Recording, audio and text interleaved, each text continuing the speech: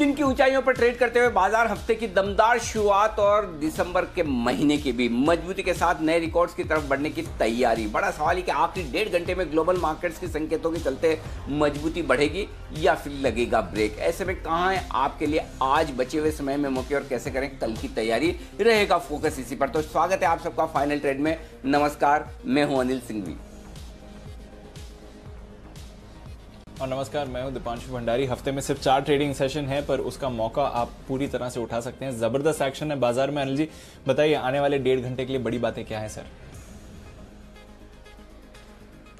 चौतरफा तेजी है, बाजार में खरीदारी होती दिख रही। 100 अंकों का उछाल निफ्टी। चौतरफा तेजी है, बाजार में खरीदारी होती दिख रही। 100 अंकों का उछाल निफ्टी में तो 13,100 के करीब पहुंचता हुआ निफ्टी लाइफ टाइम हाई से बेहद नजदीक 13,145, मुश्किल से 45-50 पॉइंट दूर अपने नए रिकॉर्ड बनाने से। सेंसेक्स 450 अंक उछलता हुआ 44,600 के नजदीक।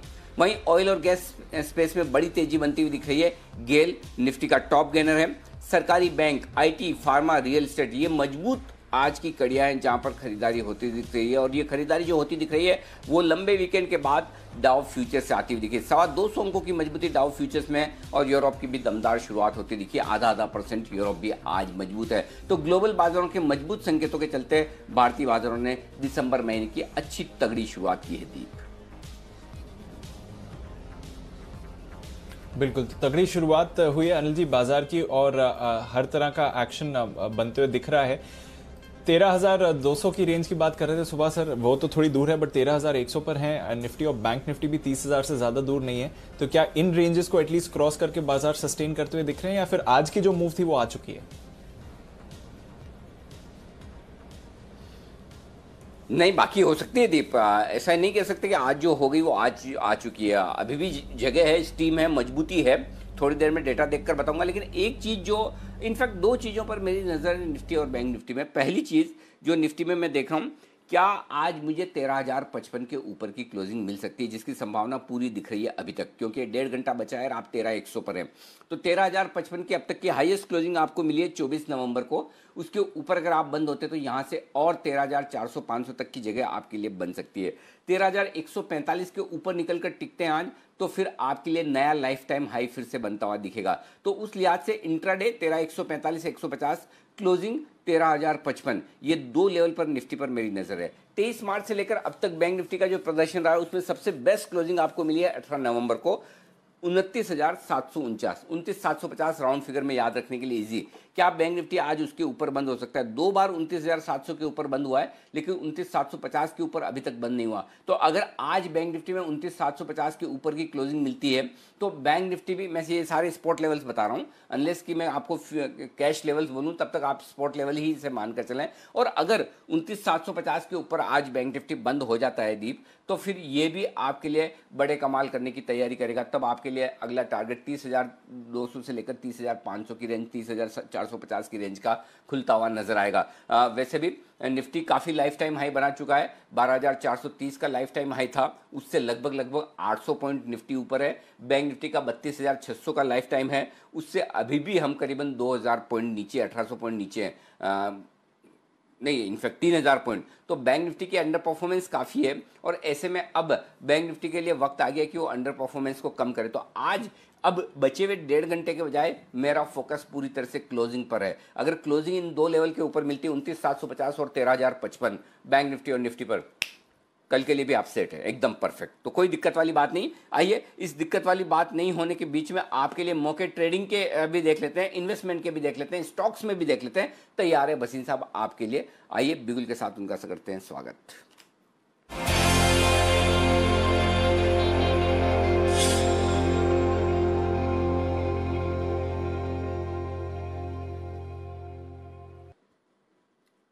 भसीन साहब नमस्कार सर, स्वागत है आपका। बताएं सर पहले तो अपडेट और आउटलुक।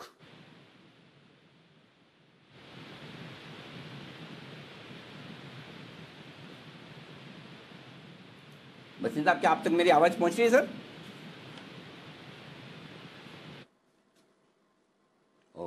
लगता है भसीन साहब तक आवाज नहीं आ रही है। मैं आपसे फिर से संपर्क करने की कोशिश करूंगा।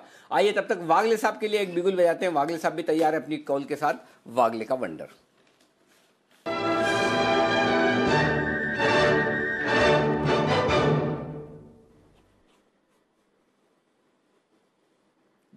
जी वागले साहब बताएं। Anil ji good afternoon, Deepanshu good afternoon. पहले तो मैं एक निफ्टी पे या ओवरऑल मार्केट पे कमेंट करना चाहूंगा। जिस तरह से उभर कर आ रहा है 130 पॉइंट पर है, मुझे वीकनेस नहीं दिखाई दे रहा है। एडवांसेस टू डिक्लाइन जो मैं नॉर्मली मॉनिटर करता हूँ वो भी काफी पॉजिटिव है। तो हल्की सी 20-30 पॉइंट की गिरावट होगी तो होगी, नहीं तो आप जो लेवल बोल रहे हैं मुझे लगता है उसके ऊपर बंद होगा और ये व्यू पॉजिटिव है। स्टॉक स्पेसिफिक ऑब्वियसली लेना होगा व्यू। मेरा बाय है अडानी एंटरप्राइजेस 422-423 के करंट भाव के आसपास बाय करे। 418 का मेरा स्टॉप लॉस, 432-436 के ये दो टारगेट शायद आज ही आ सकते हैं। ओके, 432-436 के टारगेट के लिए आपको करनी है खरीदारी अदानी एंटरप्राइज में। और अदानी एंटरप्राइजेस से याद आया, अदानी पोर्ट शुक्रवार को हमने आपको खरीदारी करने की राय दी थी 412.13 पर, और आपको 404 के स्टॉप लॉस के साथ खरीदारी करने की राय दी थी। 420 का पहला टारगेट था, 425 का दूसरा टारगेट है। टारगेट हिट स्टैंप लगा सकते हैं। और अब भी मैं कहूंगा कि आप यहां पर बुक मत करिए, 435 के टारगेट के लिए इसे होल्ड करिए। स्टॉप लॉस आज आपको दिन के लो का, अब तो नहीं, दिन का लो तो बहुत नीचे हो गया, अब आपको स्टॉप लॉस 412.13 पर ले आना चाहिए। तो स्टॉप लॉस ऊपर कर लीजिए 412.13 पर, और 435 तक के टारगेट के लिए इसे होल्ड करिए। अदानी एंटरप्राइजेस शुक्रवार का आपको जो कल के 2000 में, आज के 2000 में जो दिया था उसके टारगेट हासिल होते हुए दिख रहे हैं। केनरा बैंक के उसी वक्त हो गए थे, अब इसके भी होते हुए दिख रहे हैं। आइए, बसीन साहब जुड़ चुके हैं हमारे साथ, उनका करते हैं स्वागत। बसीन साहब स्वागत है आपका। बताएं सर, पहले तो अपडेट्स और उसके बाद मैं आपसे लेता हूं फ्रेश कॉल्स। तो अपडेट ये है सर, सुबह आपको मैंने बोला था फार्मा और आईटी चलना चाहिए। Cipla gave a very good run, 2.5% आपको मिल गया, 747 से 63.5 हो गया। अभी भी मैं कहता हूँ 775 का टारगेट है, लेकिन इंट्राडे ट्रेडर 2.5% बुक कीजिए। आपको 8.15 फिर 9 फिर 9.15 पे मैंने वोडाफोन कहा था 10.5 बिक गया, आज उसमें प्रॉफिट बुक कीजिए। इंडिया बुल उस दिन आपको 86-87 में कहा था 195 बिक गया, उसमें प्रॉफिट बुक कीजिए। ग्रासिम मैं बहुत लगातार आपको तेजी दे रहा हूँ, आज न्यू हाई मारा, उसमें बुक करिए। और आईटी और फार्मा में बने रहिए, वहां पे ही तेजी है, अलॉन्ग विद पीएसयूज। तो जैसे आपको कहा हमारे पे अब जो कॉल है, एक और अपडेट दे दूं मैं। हाँ, फेडरल बैंक भी अनिल जी जो मैंने कहा था 65.5 हो गया, वहां भी आप प्रॉफिट बुक कर सकते हैं। अब आपको दो बाइज एक सेल है, आप कहे तो मैं शुरू करूं अनिल जी। जी सर प्लीज बताएं। तो पहला बाय होएगा again the large IT stock which can outperform और earnings will be par excellence, HCL tech 830-32 में लीजिए। 818 का स्टॉप लॉस, 885 का टारगेट। दूसरा बाय होएगा माय फेवरेट जो मैंने बहुत पहले से आपके यहाँ 90, 95, 100, 100 अब 120 में लीजिए। आरईसी 117.5 का टारगेट, स्टॉप लॉस 130 का target. REC is going to be the biggest beneficiary of lower yields and it is an outperformer, it is up 30% from its recent lows. और सेल में है सर आईजीएल 486-87 में बेचिए, 495 का stop loss, 472 का target. Okay, तो 2 bye और 1 cell है यहाँ पर। एचसीएल टेक में करें आप खरीदारी, और एचसीएल टेक में आपको 830-832 के आसपास खरीदारी करनी है। 818 का स्टॉप लॉस लगाना है, 885 का रखना है टारगेट। आरईसी 120 ये है आपका लेवल जहां खरीदारी करनी है। 117.50 के आसपास स्टॉप लॉस लगाइए, 117.5 ऊपर का टारगेट 130 का बनेगा। शॉर्ट करना चाहते तो आईजीएल करिए, 486 487 में शॉर्ट कर दीजिए, 495 का स्टॉप लॉस और 472 का टारगेट। ये है राय आपके लिए आती हुई बसीन साहब की तरफ से। बहुत बहुत शुक्रिया सर आपका। मुलाकात होगी आपसे फिर 2:50 पर, लेंगे आपके कुछ और बेहतरीन पिक्स। तब तक अगला बिगुल कुणाल जी राकेश जी के लिए चार्ट कॉर्नर का।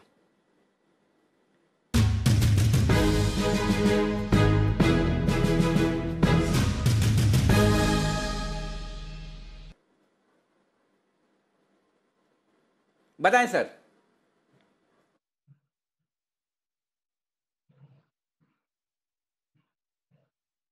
काफी बेहतरीन टेक्निकल रुझान है और इसने एक क्लासिकल पैटर्न बनाया है और एक बड़ा रिवर्सल देखने को मिला है।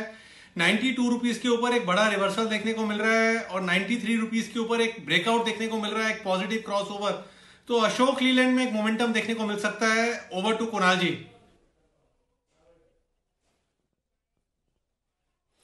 देखिए अनिल जी, अगर चार्ट देखें तो इसमें पिछले कई दिनों से हमें कंसोलिडेशन देख रहे हैं और उसके बाद कल के ट्रेड में इसमें एक बड़ा ब्रेकआउट शुक्रवार को देखने को मिला और आज फॉलो थ्रू बाइंग देखने को मिल रही है।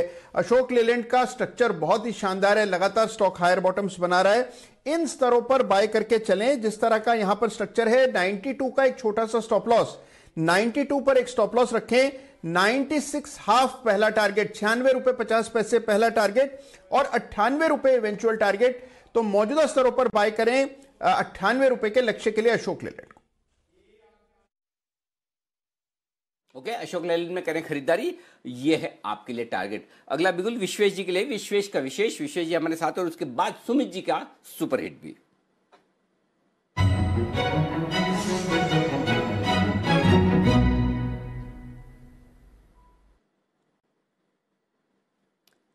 बताएं सुमित जी, सॉरी विश्वेश जी।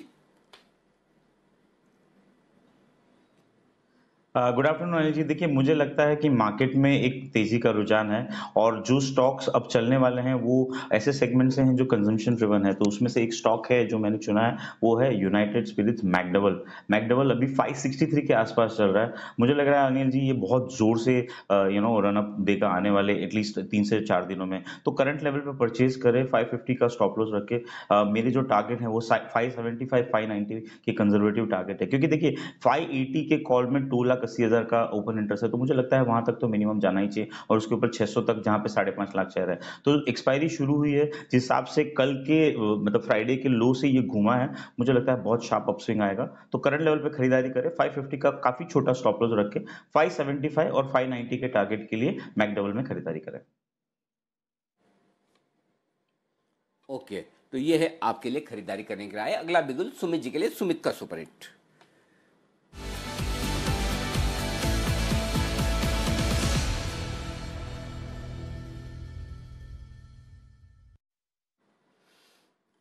बताएं सुमित जी। हाँ जी, मेरे पास यहाँ पे मार्केट का दिग्गज स्टॉक, हाईएस्ट वेटेज वाला स्टॉक रेडार पे आया है। स्टॉक का भाव चल रहा है 1958 1960। स्टॉक का नाम है रिलायंस। अब रिलायंस चलने को तैयार है अनिल जी। रिलायंस में यहाँ से एक अच्छा खासा अपसाइड मूव देखने को मिलना चाहिए। रिलायंस में यहाँ पे सीएमपी पे खरीदारी करें। मेरे को लग रहा है रिलायंस जस्ट रैली का शुरुआत कर रहा है और अब यहाँ से बड़ा मूव दिखाने को तैयार है। ऑप्शंस के जरिए 2000 वाला कॉल 66 रुपए के आसपास ट्रेड कर रहे हैं, उसके अंदर खरीदारी करके चलने का सलाह रहेगा। रिलायंस अनिल जी अब यहां से एक तेजी पकड़ना चाहिए। रिलायंस पिछले 7 दिनों के कंसोलिडेशन के बाद आज पहला दिन है जब एक स्ट्रॉन्ग ग्रीन कैंडल फॉर्म कर रहा है। कल का और परसों का जस्ट हाई अभी स्टॉक के अंदर ब्रेक होता हुआ देखने को मिल रहा है और ये स्टॉक यहां से ऊपर में 2000 रुपए से लेके 2040 रुपए तक का अपसाइड मूव दिखाने को तैयार है। नीचे में 1920 1930 का रिलायंस का सपोर्ट है, तो रिलायंस के अंदर खरीदारी करके चलने का सलाह रहेगा। 2000 वाला कॉल यहाँ पे सीएमपी पे खरीदारी कर सकते हैं। नीचे के अंदर 50 रुपए का स्टॉप लॉस लगाएं। ऊपर के अंदर 85 रुपए से लेकर 100 रुपए तक का मूव रिलायंस के 2000 के कॉल के अंदर देखने को मिल सकता है। Buy Reliance 2000 call at CMP, stop loss 50, target ऊपर में 85 से 100 रुपए तक के इसी हफ्ते में देखने को मिल सकता है। ओके, तो ये है आपके लिए रिलायंस। और देखिए रिलायंस पर पार्टिसिपेशन भी बढ़ रहा है, निफ्टी को भी ऊपर लेते हुए जा रहा है, बैंक निफ्टी पर भी अच्छी मूव है। और नितिन जी भी हमारे साथ जुड़े हुए हैं। Nitin ji good afternoon sir, बढ़िया मूव आ रही है आज तो बाजार में। बताएं सर, डेटा क्या इंडिकेट कर रहा है और जिस तरह से आज पीएसयू बैंक्स का थोड़ा पार्टिसिपेशन और बढ़ते हुए दिखा है, क्या यहाँ पर आप ट्रैक्शन देख रहे हैं? SBI, Canara, bank of Baroda सभी में अच्छी खरीदारी आ रही है सर? देखिए, सबसे पहले हम 29,800 की कॉल ऑप्शन खरीदते हैं। करंट मार्केट प्राइस 378 है। बैंक निफ्टी की कॉल ऑप्शन अभी लेनी चाहिए, इसी रेट पे लेनी चाहिए। और क्लोजिंग में मुझे लग रहा है कि ये कम से कम 60-70 रुपए 80 रुपए और प्रॉफिट दे सकती है, यानी इसका हम क्लोजिंग टारगेट करीब 500 रुपए रख के चलते हैं। ये बहुत तेज यहाँ से मुझे लग रहा है कि निफ्टी ऊपर भागने वाली है, बैंक निफ्टी भी ऊपर जाएगी। डेटा बहुत स्ट्रांग है। अभी तो एक्सपायरी बस स्टार्ट हुई है। मुझे ऐसा लग रहा है कि दिसंबर एक्सपायरी में हम लोग 13,500 और बैंक निफ्टी में हम लोग 31,000 प्लस होने वाले हैं और बहुत फास्ट मूव रहेगी क्योंकि काफी ज्यादा शॉर्ट पोजीशन ट्रैप्ड है, एफआईज हेवीली लॉन्ग है। तो डेटा मुझे बहुत स्ट्रांग दिख रहा है। बैंक निफ्टी की कॉल अभी हमें मैंने जैसे लेने की रिकमेंडेशन दी है और बैंकिंग में बाइंग है। ओवरऑल डेटा काफी स्ट्रांग दिख रहा है और बाई साइड ट्रेड करना चाहिए। मैं इस एक्सपायरी में जो 3 दिसंबर को है उसका टारगेट करीब 13,200 लेके चल रहा है और उसके बाद 13,500 का टारगेट लेकर के। ओके, तो बड़े टारगेट्स के लिए तैयार हो जाइए। निफ्टी बैंक निफ्टी दोनों में ही मूव आने की तैयारी में है, इंतजार बस है कि कब वो मूव शुरू होती है। बट बढ़िया एक्शन है और बाजार में भी जबरदस्त तेजी बन रही है। कौन से ऐसे ट्रिगर्स हैं जहां पर बाजार की नजर है और साथ ही कौन से स्टॉक्स हैं जहां पर आपको फोकस रखना चाहिए, आइए बताते हैं। मानसी और वरुण हमारे साथ हैं। मानसी, गुड आफ्टरनून, बताएं कौन से ट्रिगर्स पर नजर है। Good afternoon Deepanshu. आज 3 बजे किसानों की सरकार के साथ विज्ञान भवन में बैठक होने जा रही है, जिस पर फोकस रहेगा। एग्री मिनिस्टर नरेंद्र सिंह तोमर और किसानों के प्रतिनिधि इस बैठक में शामिल होने वाले हैं। कल 2 दिसंबर मॉनेटरी पॉलिसी कमेटी की ब्याज दरों पर बैठक शुरू होने जा रही है। साथ ही सुप्रीम कोर्ट में इंपॉर्टेंट हियरिंग्स भी हैं। लोन मोरेटोरियम मामले पर सुप्रीम कोर्ट में सुनवाई हो रही है, जिस पर फोकस होगा। साथ ही कल टाटा मिस्त्री मामले पर भी सुप्रीम कोर्ट में सुनवाई होने वाली है। नैल्को के अंतरिम डिविडेंड की रिकॉर्ड डेट है कल। वहीं बर्गर किंग का 810 करोड़ रुपए का आईपीओ कल खुलेगा। प्राइस बैंड 59 to 60 पर शेयर तय किया गया है। बोर्ड ऑफ ट्रेड की बैठक होगी। नई फॉरेन ट्रेड पॉलिसी पर इस बैठक में फोकस रहेगा। गुरुवार की अगर बात करें, वीकली एक्सपायरी का दिन, अजंता फार्मा का बायबैक खुलेगा। 16 दिसंबर को ये बायबैक बंद हो जाएगा। बायबैक की ऑफर अमाउंट जो है 135 करोड़ है और इसकी प्राइस जो है 1850 रुपए प्रति शेयर आंकी गई है। इसके अलावा ओपेक प्लस के उत्पाद कटौती को बढ़ाने पर एक बैठक भी गुरुवार के दिन होने जा रही, तो इस पर भी हमारी नजर होगी। ओके, तो कुछ अहम ट्रिगर्स जहां पर नजर है, ऑफ कोर्स जो आरबीआई के फैसला आएगा वहां पर भी बाजार की नजर रहेगी। पर आइए आपको बता दें आज कौन से स्टॉक्स हैं खबरों के दम पर जो रिएक्ट कर रहे हैं मार्केट्स खुलने के बाद। गुड आफ्टरनून वरुण, बताएं कौन से हैं ये स्टॉक्स।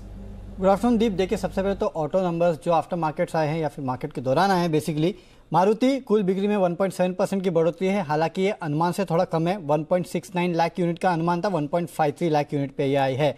M&M कुल बिक्री 4% बढ़ी है, लेकिन कंपनी के जो ट्रैक्टर बिक्री है उसमें 56% की बढ़ोतरी हुई है। 30,000 यूनिट का अनुमान था, 31,619 यूनिट पे आई है। अशोक लेलैंड कुल बिक्री 5% बढ़ी है, 10,659 यूनिट पे आई है। आयशा मोटर्स कुल बिक्री जो है उसमें 3.2% की बढ़ोतरी हुई है। और घरेलू जो कमर्शियल व्हीकल, ये कमर्शियल व्हीकल की बात कर रहा हूँ मैं, घरेलू कमर्शियल व्हीकल की बिक्री में 4.7% की बढ़ोतरी हुई है। VST टीलर्स पावर टिलर की बिक्री जो है उसमें 72% की बढ़ोतरी हुई है। और कंपनी की जो ट्रैक्टर बिक्री है उसमें 33% की बढ़ोतरी हुई है। 755 यूनिट कंपनी ने बेचे हैं। और अतुल ऑटो यहाँ थोड़ा डिसअपॉइंटमेंट है, क्योंकि कुल बिक्री जो है उसमें करीब 63% के आसपास की गिरावट हुई है। तो ये तो ऑटो नंबर्स थे। इसके अलावा जिन स्टॉक्स में नजर है उसमें येस बैंक है, जो सूत्रों के हवाले से हमने आपको एक्सक्लूसिव खबर दी कि IRDAI ने RBI को बैंक में इंश्योरेंस कंपनी की पूंजी लौटाने को कहा है। तो ये इसके लिए खबर। गुजरात फ्लोरो चीन से फ्लोरोलास्टोमर्स के जो इंपोर्ट है उसके ऊपर ड्यूटी जो है उसको 5 साल के लिए लगा दिया गया है। लुडलो जूट और शेफेड जैसे जो जूट कंपनीज है उन पे सुबह से काफ़ी एक्शन है, क्योंकि घरेलू इंडस्ट्री को राहत देने के लिए जो अनिवार्य पैकेजिंग थी उसमें जूट को नोटिफाई कर दिया है। तो काफ़ी सारे जो इमरजेंसी या फिर अनिवार्य पैकेजिंग है उसमें जूट का इस्तेमाल होगा। कॉनकर खबरें ये आई कि इस कंपनी की जो विनिवेश है उसमें थोड़ी देरी हो सकती है।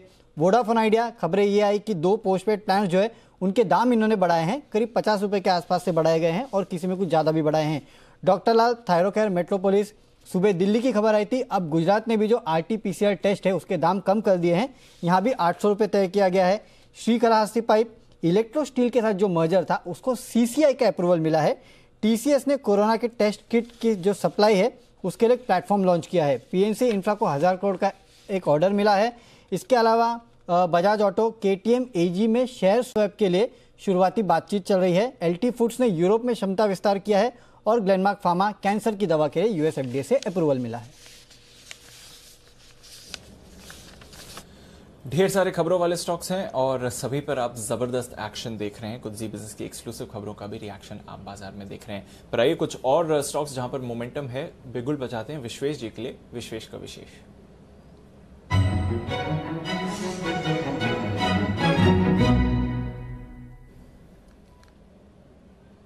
बताएं विश्वेश जी।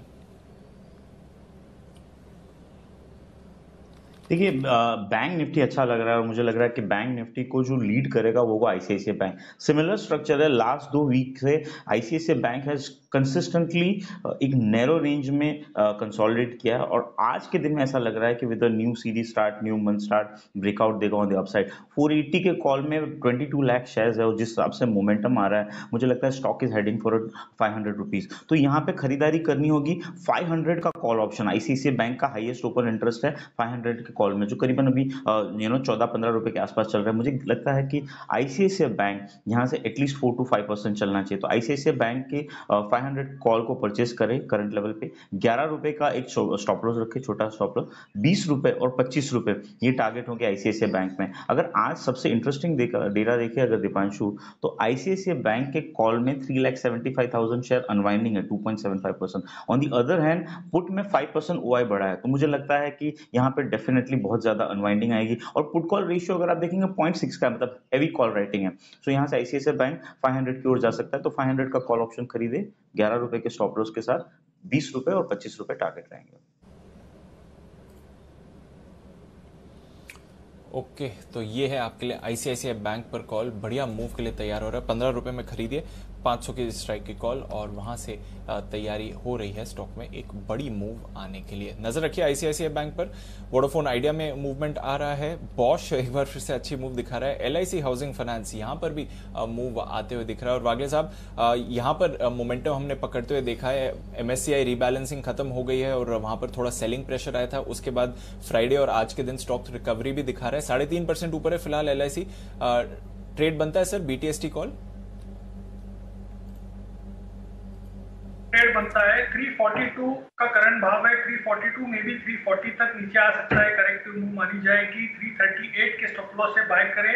ऑन द अपसाइड ये 346 ब्रेक करता है तो फिर ये सीधा 352 353 आज की दिन में ही जाएगा। आज और कल में मुझे लगता है ये 355 to 358 के लेवल्स दिखाना चाहिए। ओके, तो 350 के लेवल्स के लिए आप तैयार हो जाइए। जहां तक एलआईसी हाउसिंग का सवाल है, यहां पर भी बढ़िया मूव आते हुए दिख रहा है। पीएसयू स्टॉक्स, यहां पर भी अच्छा एक्शन इस समय आपको दिखेगा और कई सारे पीएसयूज हैं जहां पर मूवमेंट आ रहा है। उनमें से एक है शिपिंग कॉर्पोरेशन। यहां पर बाजार का फोकस थोड़ा और बढ़ते हुए दिख रहा है। जानते हैं वरुण के साथ कि शिपिंग कॉर्पोरेशन के लिए लेटेस्ट खबरें क्या हैं और किस लिए मोमेंटम स्टॉक में बढ़ रहा है। बताएं वरुण, शिपिंग कॉर्पोरेशन क्या चल रहा है यहाँ पर? डेफिनेटली दीप, कुछ ना कुछ तो चल रहा है। इसके लिए आज 5% ऊपर है। पिछले 7 दिन में 13% के आसपास की रैली हुई है। दरअसल इस कंपनी में सरकार अपना हिस्सा बेचना चाहती है। ये तो सब जानते हैं कि सरकार का करीब 63% के आसपास का हिस्सा है और इसके लिए सरकार ने ऑलरेडी रोड शो जो है वो शुरू कर दिया है। अब इस रोड शो में करीब 8 से 9 कंपनियां हैं जिनके तरफ से सरकार को इंटरेस्ट मिला है, यानी कि ये कंपनीज बिड करना चाहती है। और इसमें देखिए काफ़ी सारे नॉर्वे और साउथ कोरिया की कंपनीज है जो बिड करना चाहती है। लेकिन कुछ नाम जो सामने आ रहे हैं उसमें एक तो वेदांता का नाम सामने आया है, दूसरा दुबई की एक कंपनी है डीपी वर्ल्ड, इसका नाम भी शामिल है। यानी कि एक बात तो सही है कि काफ़ी सारे लोग हैं जो कि शिपिंग कॉर्पोरेशन को खरीदने में इंटरेस्टेड है। साथ ही साथ जो एक्सप्रेशन ऑफ इंटरेस्ट है उसकी घोषणा जो है वो जो सरकार है काफ़ी जल्द कर सकते हैं। इनफैक्ट दिसंबर के महीने में ही ईओआई की घोषणा सरकार कर सकती है। तो आपको मालूम पड़ जाएगा कि किसने किसने बिड किया। जो नाम सामने आए उसमें से इसमें स्टेक सेल करके सरकार करीब 1600 से 1800 करोड़ के आसपास, 1700 करोड़ के आसपास जुटाने की योजना बना रही है। और सबसे बड़ी बात यह है कि इस स्टेक सेल के बाद हो सकता है कि 26% के आसपास का ऑफर फॉर सेल भी आ सकता है। तो ये वो पूरी खबर है जिसकी वजह से आप देख रहे हैं कि शिपिंग कॉर्पोरेशन में तेजी देखने मिल रही है। इनफैक्ट हमने आपको पिछले कुछ दिनों में हाईलाइट भी किया था कि कैसे बाल्टिक ड्राई इंडेक्स में लगातार तेजी देखने मिल रही है, निचले स्तर से सुधार हो रहा है। तो वो भी एक ट्रिगर है जिसकी वजह से आप देख रहे हैं कि बाकी शिपिंग कंपनीज में भी तेजी देखी जा रही है। तो ये 2 अहम ट्रिगर है जिसकी वजह से आप देख रहे हैं शिपिंग कॉर्पोरेशन में अच्छी खासी तेजी है। एक के बाद एक सारे शिपिंग स्टॉक्स बड़े एक्शन में आते हुए दिख रहे हैं। शिपिंग कॉर्पोरेशन में तो खबरें है ही, लेकिन एक और एक्शन जो बड़ा दिख रहा है वो आज सुबह कोचिन शिपयार्ड, मझगांव डॉक, दोनों ही आज कुणाल जी राकेश जी ने रिकमेंड किया था। लेकिन एक शिपिंग स्टॉक जो धीरे धीरे दिन के दौरान अच्छी मजबूती से आगे बढ़ने की कोशिश कर रहा है उस पर लाइए। GE shipping, great eastern shipping, ये है वो स्टॉक जो कमाल करने की तैयारी में। जरा सुमित जी इसके चार्ट देखिए और बताइए क्या ये दौड़ लगाने को तैयार होता दिख रहा है 260 के पास? बिल्कुल अनिल जी, 260 के पास स्टॉक ट्रेड कर रहा है। रिसेंट के स्विंग हाई स्टॉक ब्रेक कर रहा है। स्टॉक यहां से ऊपर में 270 ये इमीडिएट टारगेट होगा और ये लेवल्स भी टूटेंगे। 285 रुपए तक के लेवल जी शिपिंग के अंदर देखने को मिल सकते हैं। नीचे में जो स्टॉक का सपोर्ट है 250 251 के पास है। जिन्होंने बाई कर रखा है होल्ड करें, और जो फ्रेश खरीदारी करना चाहते हैं करें। 270 से 285 रुपए तक के लेवल जी शिपिंग के अंदर देखने को मिल सकता है। ओके, तो जी शिपिंग पर रखिए नजर। जबरदस्त मूव स्टॉक पर आती हुई दिख रही है। ये शिपिंग स्पेस और शिपिंग से associated space, shipping companies, shipyards, दोनों में ही मोमेंटम थोड़ा और बढ़ते हुए दिख रहा है। जिस तरह से ट्रेड एक्टिविटी में भी मूवमेंट आ रहा है और साथ ही ऑयल प्राइसेस भी मूव अप कर रहे हैं, जो एक पॉजिटिव संकेत होता है जहां तक शिपिंग मूवमेंट का भी सवाल है। तो अच्छा एक्शन है, नजर रखिए। बढ़िया मूव्स आती हुई दिख रही हैं। बढ़िया मूव्स कुछ और स्टॉक्स में जहां पर आपको नजर रखनी चाहिए इस समय। इंटरग्लोब एविएशन 3.5% का उछाल यहां पर भी है। अनलॉक से रिलेटेड थीम जरूर है और थोड़े एक्शन में भी आ रही है। विश्वेश जी, क्या चल रहा है इंटरग्लोब के चार्ट में? कोई ट्रेड बनता है इस समय?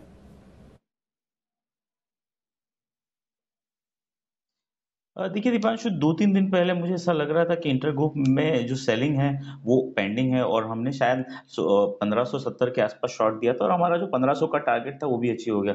1500 के पुट में मैं देख रहा हूँ कि 67,000 शेयर है और आज फर्स्ट डे ऑफ रिवर्सल है। मुझे लगता है कि यहाँ पे 1600 के कॉल ऑप्शन में 1,40,000 शेयर है और मुझे लगता है कि इन अ वेरी शॉर्टर टर्म शायद 1600 1540 ये रेंज के अंदर ट्रेड करेगा। तो फिलहाल के लिए तो मैं वेट एंड वॉच की सलाह दूंगा। मुझे लगता है कि 1600 के आसपास क्या बिहेव करता है उसके बाद ही कोई ट्रेड लेना चाहिए। तो सेल ऑन राइज है मेरा अभी व्यू, लेकिन अगर 1600 के ऊपर जाके टिकने लगता है then we will change the stance.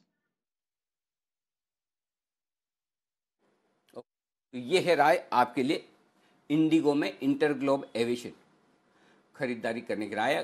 बढ़िया तेजी आज इसमें बनती हुई दिख रही है। बस कुछ ही देर में 2:30 बजे की स्ट्रेटेजी के लिए मेरे डेटा भी तैयार होते हुए दिख रहे हैं। आज मेरे डेटा भी टाइम से तैयार हो गए। आज देखिए इंसिडेंटली सेठी साहब भी टाइम से तैयार है, तो सेठी साहब के पास भी हम चलेंगे, लेकिन उनसे भी लेंगे कुछ उनकी बेहतरीन पिक। तो आइए सेठी साहब का करते हैं स्वागत बिगुल के साथ।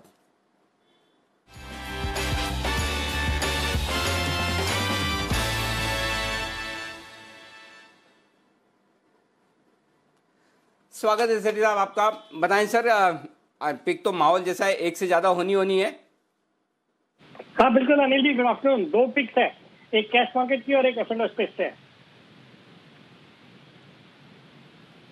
बताएं सर, पहले किससे शुरुआत करेंगे? अनिल जी, पहला स्टॉक मैं कैश मार्केट का स्टॉक बताना चाहूंगा। जो स्टॉक आज मैं कैश मार्केट का रिकमेंड करने जा रहा हूँ, एक ऑटो से रिलेटेड कंपनी है। कंपनी का नाम है ग्रीव्स कॉटन। ये नाम तो कॉटन है तो लोग समझते हैं टेक्सटाइल कंपनी होगी, बट ये टेक्सटाइल कंपनी नहीं है, ये ऑटो कंपनी है। ये एक दिग्गज कंपनी है जो कि ऑटो इंजन बनाती है, डीजल इंजन, सीएनजी इंजन, और फिर फार्म इक्विपमेंट्स के लिए भी इंजन बनाती है। पावर इंडस्ट्री को भी कैटर करती है। और अगर आप क्लाइंट लिस्ट देखेंगे तो प्रेस्टिजियस क्लाइंट लिस्ट है, जैसे टाटा मोटर्स, M&M, पियाजो।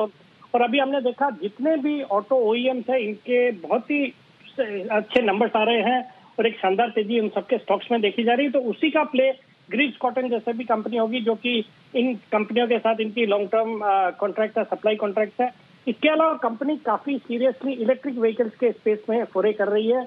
इन्होंने कुछ साल पहले एक एम्पियर व्हीकल्स नामक छोटी कंपनी को खरीदा था, उसके थ्रू इलेक्ट्रिक व्हीकल स्पेस में कदम रखा। और उसके बाद हाल ही में इन्होंने एक नोएडा बेस्ड इलेक्ट्रिक 3 व्हीलर बनाने वाली कंपनी है बेस्ट वे एजेंसी, उसको भी एक्वायर करा है। और ऐसे देखा जा रहा है कि जो 3 व्हीलर जो इलेक्ट्रिक व्हीकल्स है उनका ये जो ई कॉमर्स वाली कंपनी है, वो कार्गो डिलीवरी के लिए एक जबरदस्त डिमांड है इन व्हीकल्स की। तो मुझे लगता है ये कंपनी आने वाले दिनों में बहुत अच्छा करेगी। वैल्यूएशन के लिहाज से बहुत ही सस्ती है। अगर आपको याद हो, पिछले साल नवंबर में इस कंपनी ने बाईबैक किया था 175 रुपए के भाव से, और आज ये स्टॉक सिर्फ 85 रुपए 86 रुपए के लेवल पे ट्रेड करता है। BS6 कंप्लाइंट इंजन भी ये कंपनी बनाती है। सॉलिड फंडामेंटल्स है। Return on equity 16%, return on capital employed 20% का है। अच्छे कैश फ्लोज है। डेट इक्विटी रेशियो बिल्कुल नेग्लिजिबल, नील के बराबर है। मुझे लगता है ये स्टॉक बहुत ही शॉर्ट टर्म में 100 रुपए तक के लेवल बिल्कुल इसमें देखे जा सकते हैं। स्टॉप लॉस रहेगा 79 रुपीज का। बिल्कुल, बहुत ही बेहतरीन शानदार कंपनी है। इसे आप ऑटो इंसुलिन कंपनी के तौर पर देखिए और उस लिहाज से इसमें खरीदारी कीजिए। मुझे याद है सुमित जी ने भी कई बार इसे सैटेलाइट के तौर पर रिकमेंड किया है। सुमित जी, जरा इसके चार्ट देखिए, क्या सुस्ती तोड़कर दौड़ लगाने के लिए तैयार है ग्रीव्स कॉटन? बिल्कुल अनिल जी, बहुत बार रिकमेंड हुआ है और आज ये स्टॉक 200 DMA लेवल्स टूट रहा है। तो सेठी साहब ने सही टाइमिंग पे स्टॉक को पकड़ लिया है 200 DMA के ऊपर। आज पहला दिन है जब ये एक अच्छा खासा मूव दिखा के क्लोजिंग देगा। एक बार ये 90 के ऊपर सस्टेन करना स्टार्ट हो तो 3 डिजिट के अंदर जल्दी ही ये स्टॉक देखने को मिल सकता है। स्टॉक के अंदर बिल्कुल खरीदारी करके चलने का सलाह रहेगा। जिन्होंने ले रखा है वो होल्ड करें, क्योंकि 200 डीएमए बहुत समय के बाद टूट रहा है, तो इसके इमीडिएट टारगेट 90 के ऊपर 100 से 105 रुपए तक के बनेंगे। तो ये है आपके लिए 100 से 105 रुपए तक के टारगेट के लिए खरीदारी करने की राय है आपके लिए ग्रीव्स कॉटन। आइए दूसरा स्टॉक पूछते हैं सेठी साहब से। सेठी साहब बताएं। अनिल जी, जो दूसरा स्टॉक है वो F&O स्पेस से है। एक एग्री फोकस्ड कंपनी है, कंपनी का नाम है यूपीएल, यूनाइटेड फॉस्फोरस, जिसको हम पहले कहते थे। स्टॉक का भी प्राइस चल रहा है 433 रुपए का, ऑलरेडी सुबह से अच्छा कर रहा है स्टॉक। ये लगता है मुझे ये स्टॉक बिल्कुल एक बड़ी तेजी के लिए तैयार है। ये कंपनी फंडामेंटली देखेंगे तो बहुत ही सॉलिड कंपनी है। फर्टिलाइजर्स, एग्री केमिकल्स, फिर क्रॉप केयर, सीड, सब कारोबार में है। वैल्यूएशन के लिहाज से सस्ती है। कुछ बीच में ऑडिटर को लेके प्रॉब्लम्स हुई थी, उसके कारण से स्टॉक में हमने एक अच्छा खासा करेक्शन देखा है, बट चिंता करने की बात नहीं है। एक सॉलिड कंपनी है। सितंबर तिमाही के नतीजे बहुत अच्छे थे। कंपनी ने रिसेंटली काफी बड़े एक्सपेंशन किए, जिसका बेनिफिट आने वाले क्वार्टर्स में देखने को मिलेगा। और ऐसे भी माना जा रहा है कि इनके कई प्रोडक्ट्स जो है वो ऑफ पेटेंट हो जाएंगे आने वाले क्वार्टर में, और वो एक $5 बिलियन की अपॉर्चुनिटी बनने जा रही है। तो मुझे लगता है ये स्टॉक भी जो 433 के लेवल पे, फ्यूचर्स की बात कर रहा हूँ, दिसंबर फ्यूचर्स, यहाँ पे खरीदना चाहिए। 450 का मेरा बहुत ही शॉर्ट टर्म में टारगेट है और 425 का स्टॉप लॉस रहेगा। स्टॉप लॉस 450 का टारगेट और यहां खरीदारी करने की राय है। और आज सुबह सुबह सुमित जी ने भी इसके लक्षण देख लिए थे। सुमित जी ने 428 के लेवल पर यहां पर खरीदारी करने की राय दी थी। कहा 430 वाला लिए थे। सुमित जी ने 428 के लेवल पर यहां पर खरीदारी करने की राय दी थी। कहा 430 वाला कॉल ऑप्शन भी ले सकते हैं। 440 450 के टारगेट सुमित जी के भी। सुमित जी, सिद्धार्थ जी को भी पसंद है, सिद्धार्थ सेदानी साहब को यूपीएल, आपको भी पसंद है, सेठी साहब को भी पसंद है। अब लेवल्स बताइए सर। चलना चाहिए अनिल जी, बिल्कुल चलना चाहिए। स्टॉक का 3 दिनों के हाई ब्रेक कर रहा है और अभी डेज हाई पे ट्रेड कर रहा है। इसका इमीडिएट टारगेट बिल्कुल 440 से 450 के लेवल के बनेंगे, और एक बार 450 के ऊपर सस्टेन करना स्टार्ट हुआ तो ये एक अच्छी रैली पकड़ेगा। तो अभी जस्ट रैली की शुरुआत है, ये यहाँ से एक अच्छा मूव दिखाना चाहिए।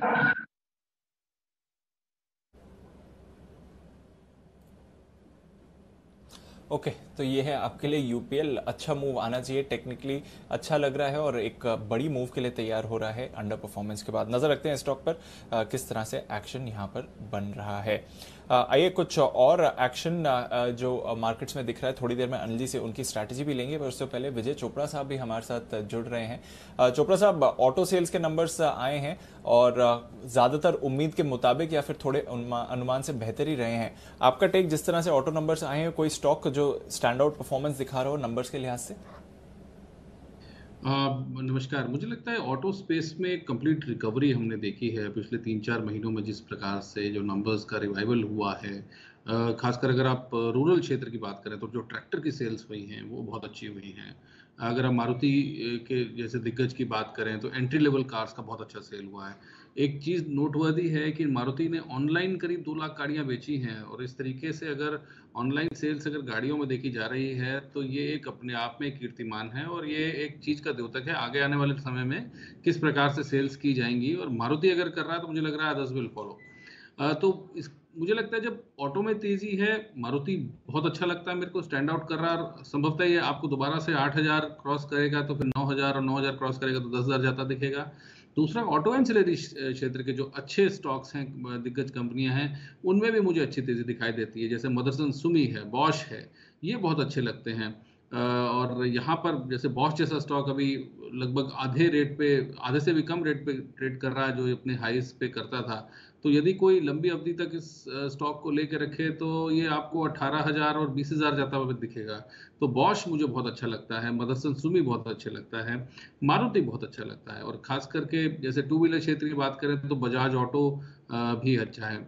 Apart from this, Mahindra and Mahindra जो कि हमारे देश का एक बहुत बड़ा दिग्गज है ऑटो क्षेत्र का, और उसका जो एक्सपेंस है, जो प्रोडक्ट पोर्टफोलियो है, वो पूरे के पूरे मुझे लगता है रूरल और अर्बन मासेस को छूता है। चाहे वो टू व्हीलर्स हों, चाहे वो इलेक्ट्रिक व्हीकल्स हों, चाहे वो ट्रक्स हों, कार्स हों, एसयूवीज हों, ट्रैक्टर्स हों, फार्म इक्विपमेंट हो, तो काफ़ी बड़ा रेंज है। अभी थोड़ी देर पहले हम लोग एस्कॉट्स की बात कर रहे थे। मुझे लगता है कि जो फार्म इक्विपमेंट और जो रूरल इकोनॉमी से रिलेटेड कंपनीज हैं वो बहुत अच्छा करेंगी। महिंद्रा एंड महिंद्रा भी यहाँ पर बहुत अच्छा लगता है। तो एक मुझे लगता है दोबारा से रीराइट करा जा रहा है जो बेसिक्स और फंडामेंटल्स हैं ऑटो क्षेत्र के, और जो लेगार्ड समझा जा रहा था उसमें सबसे पहले रिवाइवल दिखा है। एक और चीज़ मैं बोलना चाहूँगा, जो भी इकोनॉमिक्स के स्टूडेंट हैं, मैं अपने आप को इकोनॉमिक्स का स्टूडेंट मानता हूँ, कि सबसे पहले जब इकोनॉमी में मंदी आती है तो ऑटो सेल्स गिरते हैं। ये बात मैंने आपके चैनल पर पहले भी कई बार बोली, और ऑटो सेल्स जब गिरे कुछ साल पहले तो इस बात का द्योतक था कि कहीं ना कहीं कोई मंदी की आहट है। और अगर ऑटो सेल्स में रिवाइवल है तो ये भी दिख सकता है, और हम ये अज्यूम कर सकते हैं कि कुछ रिवाइवल अराउंड द कॉर्नर है। और अब जिस तरीके से जो PMI नंबर्स भी आ रहे हैं, जिस तरीके से ऑटो सेल्स नंबर्स आ रहे हैं, और रियल एस्टेट में और इंफ्रास्ट्रक्चर में थोड़ा सा मूवमेंट हमें देखने को मिल रहा है, तो ये ऐसे सेक्टर्स हैं जो लेगार्ड्स रहे हैं और संभवतः यहाँ से तेजी आपको देखने को मिलेगी। तो ऑटो क्षेत्र पे मैं काफी बुलिश हूँ, और क्वालिटी स्टॉक्स के साथ रहें, टॉप रंग स्टॉक्स के साथ रहें, अच्छा पैसा बनेगा। जी जी बिल्कुल। तो पूरे स्पेस में तेजी है और कई सारे क्वालिटी नेम्स हैं, और सारे के सारे ये ऑटो स्टॉक्स डेज हाई पर आपको दिखेंगे। बाजार भी डेज हाई की तरफ है। सही समय है, चलते हैं अनिल जी के पास उनकी स्ट्रैटेजी के लिए।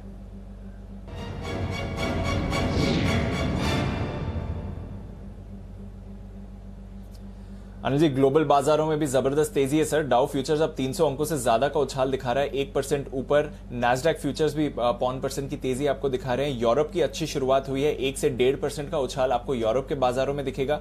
और एशिया में भी पॉजिटिव ट्रेड रहा था सर, जहां पर जापान और चाइना में 1.5% की तेजी रही, वहीं हांगकांग भी ऑलमोस्ट 1% ऊपर था। तो ग्लोबली भी अच्छा एक्शन है, भारतीय बाजार उसमें आउट परफॉर्म कर रहे हैं। बताएं सर, क्या करना चाहिए?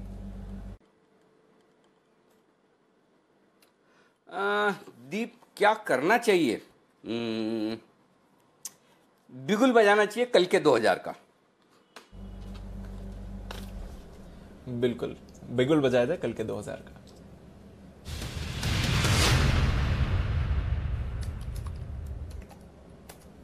बताएं सर।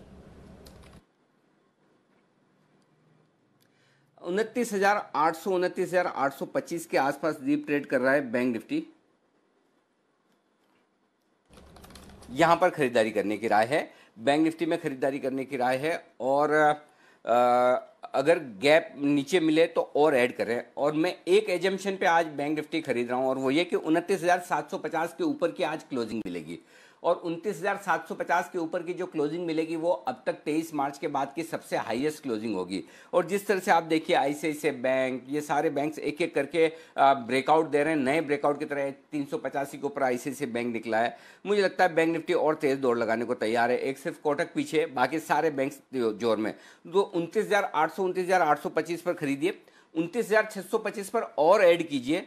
आपका स्टॉप लॉस रहेगा आज के लो का 29,500 का। और वो क्यों रहेगा वो मैं वायदा कारोबार के डेटा में आपको थोड़ी देर में समझाता हूं। आपका टारगेट होगा पहला 30,000 का, वहां पर आपको प्रॉफिट बुक नहीं करना है। इनफैक्ट उसके आसपास आप चाहें तो अपना स्टॉप लॉस ट्रेल कर लें, और सिर्फ 2,000 के लिए खरीद लें तो 29,950 30,000 के आसपास प्रॉफिट बुक करें। अदरवाइज जो आगे के टारगेट होंगे आप नोट कर लीजिए, 30,000, 30,150, 30,200, 30,300 और 30,425। ये सारे टारगेट है जिसके लिए बैंक निफ्टी में आपको खरीदारी करनी है। 30,000, 30,150, 30,200, 30,300 और 30,425, इन टारगेट के लिए बैंक निफ्टी में खरीदारी करनी है। दूसरा तरीका यह है कि आप 29,800 का कॉल ऑप्शन खरीद सकते हैं 375 380 रुपए के आसपास। जो लास्ट मैंने देखा था, थोड़ा बहुत ऊपर नीचे हुआ होगा तो अलग बात है।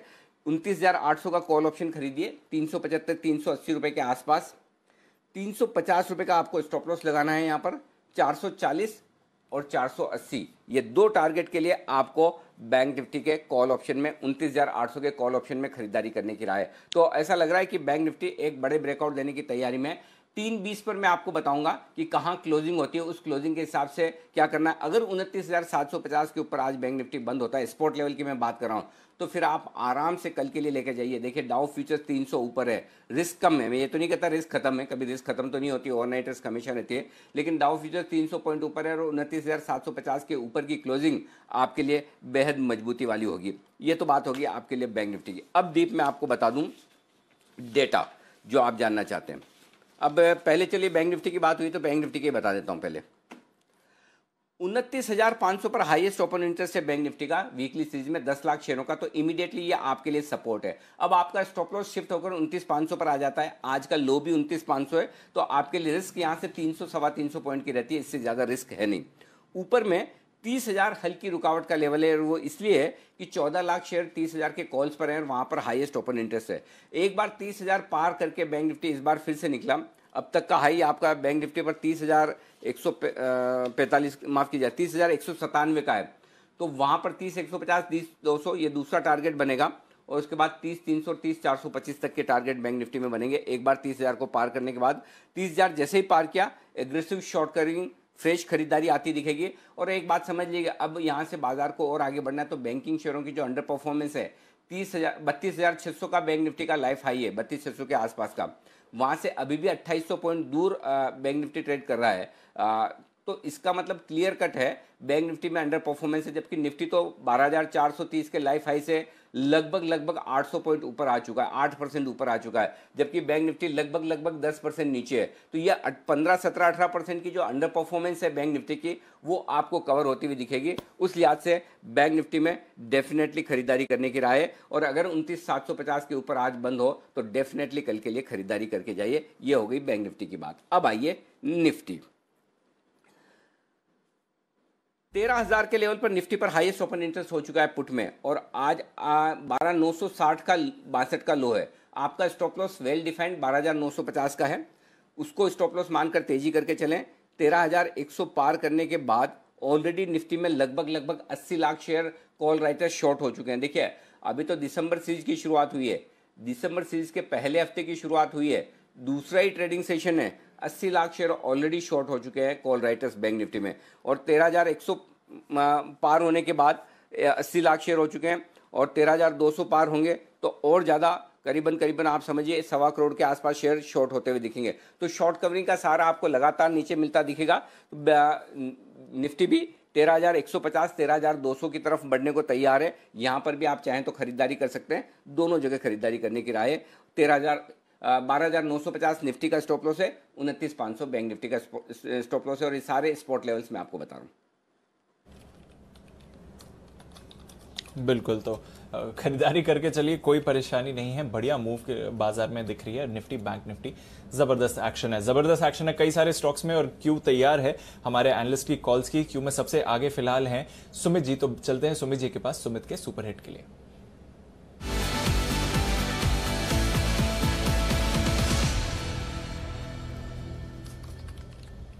बताएं सुमित जी। दीपांशु, बैंकिंग स्टॉक्स का ही बात करते हैं। पीएसयू बैंकिंग स्टॉक्स में स्ट्रॉन्ग मोमेंटम है, सारे पीएसयू बैंकिंग स्टॉक्स एक अच्छा अपसाइड मूव दिखा रहे हैं। लेकिन आप देखो एसबीआई सुबह से सुस्त पड़ा हुआ है, और अब एसबीआई के अंदर चाल मिलने को तैयार है। एसबीआई इनफैक्ट पिछले 7 दिनों से एक छोटे से दायरे में एक छोटे से कंसोलिडेशन में ट्रेड कर रहा है, और अब ये कंसोलिडेशन का ब्रेकआउट देखने को मिल रहा है, और मेरे को लग रहा है कि एसबीआई यहां से एक स्ट्रॉन्ग अपसाइड मूव दिखाने को तैयार है। स्पॉट लेवल 247.50 के आसपास ट्रेड कर रहा है। एसबीआई में खरीदारी करके चलने का सलाह रहेगा। ऑप्शंस के जरिए एसबीआई का 250 वाला कॉल 11 रुपए 70 पैसे पे ट्रेड हो रहा है, इसको लेने का सलाह रहेगा। एसबीआई का 250 वाला कॉल, एसबीआई के अंदर पिछले 7 दिनों के हाई अभी जस्ट ब्रेक होते हुए देखने को मिल रहे हैं, और स्टॉक यहां से मेरे को लगता है 255 रुपए से लेकर 260 रुपए तक का मूव इमीडिएटली ट्रेडिंग के लिहाज से शॉर्ट टर्म में दिखाएगा, और फिर उसके ऊपर के लेवल्स भी देखने को मिल सकते हैं। इसके लिए एसबीआई में खरीदारी करके चलने का सलाह रहेगा। ऑप्शंस के जरिए 250 वाला कॉल यहाँ पे सीएमबी पे खरीदारी करें, 9 रुपए का नीचे के अंदर स्टॉप लॉस लगाएं, ऊपर में 15 रुपए से लेकर 20 रुपए तक का मूव एसबीआई के 250 के कॉल के अंदर देखने को मिल सकता है। 9 रुपए के स्टॉप लॉस से खरीदारी करके चलने का सलाह रहेगा। देखिए एसबीआई यहां पर बढ़िया मूव आ रही है। एक और स्टॉक जो विश्वेश जी रेकमेंड करना चाहेंगे, बिगुल, विश्वेश के विशेष।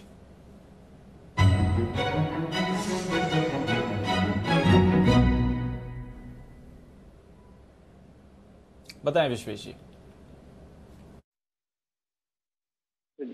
दीपांशु, मुझे मैकडबल फर्स्ट हाफ में अच्छा लग रहा था शो की शुरुआत में, और अभी जो मुझे अच्छा लग रहा है वो लग रहा है यूबीएल में जिस हिसाब से मूवमेंट है दीपांशु, मुझे लग रहा है कि ये स्टॉक यहाँ से जोर से फटना चाहिए। और जिस हिसाब से 200 डीएमए पे 3 वीक के सपोर्ट के बाद स्टॉक निकल रहा है, मुझे लगता है ये स्टॉक एटलीस्ट आने वाले दिनों में यहाँ से 100 से 150 रुपए बढ़ना चाहिए। तो 1079 1080 की रेंज में आप खरीदिए, बहुत ही छोटा स्टॉप लॉस है, अगर ये चलना है तो ये स्टॉप लॉस हिट नहीं होगा। 1050 के स्टॉप लॉस से यूबीएल खरीदना है और एकमात्र टारगेट है 1200 रुपए। मुझे लगता है स्टॉक की हेडिंग वेरी शार्पली टुवर्ड 1200। आज यूबीएल मैक्डोवेल दोनों में सिमिलर सिग्नेचर है, अपवर्ड ब्रेकआउट ऑफ 200 डे में। मुझे लगता है stocks are indicating some positive news flow for the company. UBL खरीदिए 1050 के स्टॉप लॉस के साथ 1200 टारगेट। यूनाइटेड स्पिरिट्स के बाद अब यूनाइटेड ब्रूअरीज विश्वेश जी को पसंद आ रहा है, खरीदारी करके चलिए बड़े टारगेट्स के लिए। एक स्टॉक जो राकेश जी कुणाल जी को पसंद आ रहा है, बिगुल चार्ट कॉर्नर का।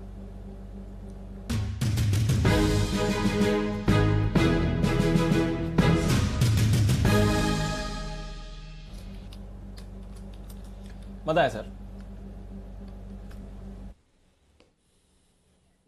दिवांशु, हमारा स्टॉक है भेल, बीएचईएल पे खरीदारी की राय है। टेक्निकली एक पॉजिटिव क्रॉसओवर लीगिंग और लैगिंग इंडिकेटर्स पे देखने को मिला है और जिस तरीके का चार्ट पैटर्न है, एक बड़ा अपमूव इन स्तरों से देखने को मिल सकता है। Over to Kunal ji.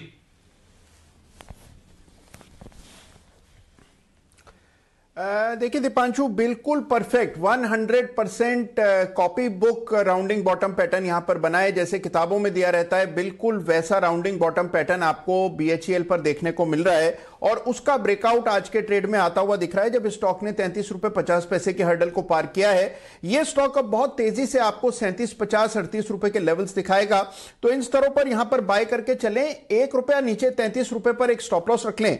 33 rupees per stop loss रखना है। पहला टारगेट 36 का, दूसरा 37 रुपए 50 पैसे का होगा। ओके, तो ये है आपके लिए खरीदारी की राय। जहां तक का सवाल है बीएचईएल का, अच्छे मूव आ रहे हैं पिछले कुछ दिनों से। ये स्टॉक मूवमेंट में रहा है और 30 के ऊपर आने के बाद एक्शन भी दिखा रहा है। इस बीच एक्शन ऑटो स्टॉक्स में भरपूर। टीवीएस के सेल्स नंबर्स आते हुए दिख रहे हैं आपकी स्क्रीन में। आज सुबह से हम देख रहे हैं ऑटो सेल्स के नंबर्स आ रहे हैं और ज्यादातर अनुमान से बेहतर ही रहे हैं। टीवीएस के नंबर्स कुल बिक्री में 21% की बढ़त आपने आते हुए देखी है। 3.2 लाख का नंबर आया है जहां तक पिछले महीने की बिक्री का सवाल है और टीवीएस मोटर्स में 21% की उछाल देखा है आपने कुल बिक्री में इस समय। अगर आप देखें तो स्टॉक पर भी आप रिएक्शन थोड़ा सुस्त देख रहे हैं, पर अब थोड़ा मोमेंटम बढ़ते हुए दिख रहा है।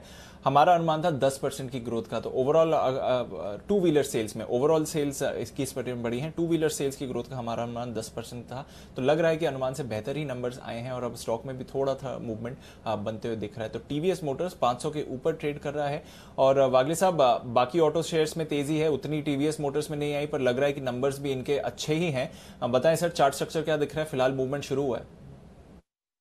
दीपांशु, मुझे तो अच्छा लग रहा है। इनफैक्ट ब्रेकआउट हमको फ्राइडे को ही हमने देखा है, जब इसने 490 के लेवल के पार निकला है, तो तब वहां पर ही इंडिकेशन ये था कि स्मार्ट मनी बाय कर रहा है। मुझे लगता है ये 520-525 तक ये मूव में अगले 2 से 3 दिनों में जाना चाहिए। थोड़े से लंबे पोजिशनल बात करें तो ये 540 तक भी जा सकता है। ओके, तो 540 तक के भी जा सकता है मूवमेंट अगर आपको आते हुए देखे। टीवीएस मोटर्स अच्छे सेल्स नंबर्स आए हैं और स्टॉक भी अब थोड़े मूवमेंट में है। एक और स्पेस जहां पर आज सुबह से थोड़ा एक्शन हम बनते हुए देख रहे हैं और खबरें भी आए हैं, वो है टेलीकॉम स्टॉक्स, इन पर्टिकुलर वोडाफोन आइडिया। यहां पर रखिए नजर, क्योंकि प्राइस हाइक्स को लेकर कुछ खबरें आई हैं। समझते हैं इन खबरों का इंपैक्ट और क्या एग्जैक्टली हैं ये खबरें कुशल के साथ। कुशल, बताइए क्या चल रहा है वोडाफोन आइडिया के साथ? बिल्कुल, तो जैसा कि वोडाफोन आइडिया ने पहले सितंबर महीने में बताया था कि वो पहली कंपनी हो सकती है टेलीकॉम स्पेस से जो टैरिफ हाइक करते हुए नजर आए। और यहाँ पर जो अपडेट आ रहा है कि इन्होंने जो इनके 8 पोस्टपेड प्लान्स हैं उसमें से 2 पोस्टपेड प्लान्स के जो है टैरिफ हाइक्स कर दिए हैं 50 रुपए से। अभी मौजूदा जो इनके प्लान्स है 598 और 749, वो उनके जो अब प्राइस है वो 50 रुपीज बढ़कर अब रिवाइज हो चुके हैं। उनकी वेबसाइट पर भी अब ये चीज अवेलेबल है। अब यहाँ पर अगर आप देखें तो ये जो नया टैरिफ लागू हुआ है ये सभी सर्कल्स में एप्लीकेबल है। तो इसका ये एक पहला इंडिकेशन आप कह सकते हैं टेलीकॉम कंपनियों के लिए एक टैरिफ हाइक बढ़ाने की जो है मुहिम या जो एक अपॉर्चुनिटी है वो फिर से निकलती हुई नजर आ रही है। इनफैक्ट यहाँ पर बाकी जो टेलीकॉम कंपनियां हैं जिनका ये बयान भी आया था कि मौजूदा जो भी टैरिफ्स है वो सस्टेनेबल नहीं है। आप देखिए चेयरमैन सुनील भारती मित्तल भारती एयरटेल के, उन्होंने भी यही कहा था एक कॉन्फ्रेंस में कि अभी की जो प्राइसेस है वो सस्टेनेबल नहीं है और वो मार्केट में और भी जो कंपनियां हैं वो जो प्राइस हाइक करेंगी तो हम भी प्राइस हाइक करते हुए नजर आएंगे। आएंगे। तो अब ये अंदेशा लगाया जा रहा है कि भारतीय एयरटेल जो है वो भी अपनी प्राइस हाइक्स करते हुए नजर आ सकते हैं और साथ साथ जियो भी इस चीज को फॉलो अप करता हुआ दिख सकता है। और यहां पर अगर आप देखें तो रेगुलेटर की तरफ से फ्लोर प्राइस भी आने की उम्मीद है, तो अगर वो आ जाता है तो एक डेफिनेटली एक सपोर्ट स्ट्रक्चर मिल जाएगा प्राइसिंग वाइज भी। और कहीं ना कहीं जिस हिसाब से बाकी जो सब्सक्राइबर्स गेन हो रहे हैं भारतीय एयरटेल और साथ ही रिलायंस जियो के, वो वोडाफोन आइडिया से भी गेन करते हुए नजर आएंगे, क्योंकि मौजूदा आरपू भी अगर आप देखें तो वोडाफोन आइडिया का अभी भी सबसे कम है 119 रुपए पर, वहीं भारतीय एयरटेल 162 रुपए जो है इनका सितंबर का आरपू आता हुआ नजर आया है। इनफैक्ट अगर आप पोस्टपेड ग्राहकों का हिस्सा भी देखें तो वहां पे भी वोडाफोन आइडिया का सबसे ज्यादा है 7.2%। पर ओवरऑल पिछले कुछ क्वार्टर से वोडाफोन आइडिया के ग्राहक जो है वो लगातार टूटते हुए नजर आ रहे हैं और अगले एक साल में करीब 7 करोड़ ग्राहक टूटने का भी खतरा है, ऐसा फिच मान रहा है। तो अगर ऐसा होता है तो भारतीय एयरटेल और रिलायंस जियो डेफिनेटली काफी पॉजिटिव होंगे उनके लिए, क्योंकि एक तो ग्राहक इनके और जुड़ते हुए नजर आएंगे और साथ ही टैरिफ हाइक भी होता हुआ दिखेगा।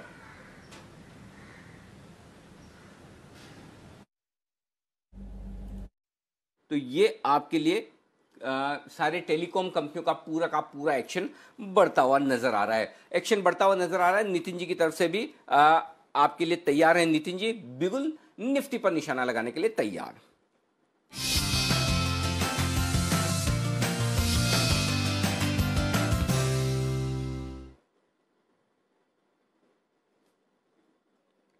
बताएं नितिन जी। चिकन जी, हम लोग यहाँ पे निफ्टी की 13,100 की कॉल ऑप्शन खरीदेंगे, जो अभी 102-103 रुपए में मिल रही है, और इसको नेकेड खरीदेंगे और खरीद करके कैरी फॉरवर्ड करेंगे, क्योंकि जो आज का डेटा है वो again a kind of diamond data formation जो मैं ऑप्शंस में मुझे कभी कभी मिलते हैं वैसे डेटा मिल रहे हैं। वो ये इंडिकेट कर रहा है कि कल के दिन हमें गैप अप मिलना चाहिए, और 13,100 की जो कॉल ऑप्शन है इसका टारगेट 150 का रखेंगे, यानी कि निफ्टी का टारगेट हम 13,250 का रखेंगे और स्टॉप लॉस 75 का रखेंगे, यानी मैं 25 रुपए का रिस्क ले रहा हूं और 50 रुपए ऊपर का टारगेट ले रहा हूं। डेटा फॉर्मेशन काफी अच्छे हैं जो इंडिकेट कर रहे हैं कि कल गैप अप होनी चाहिए।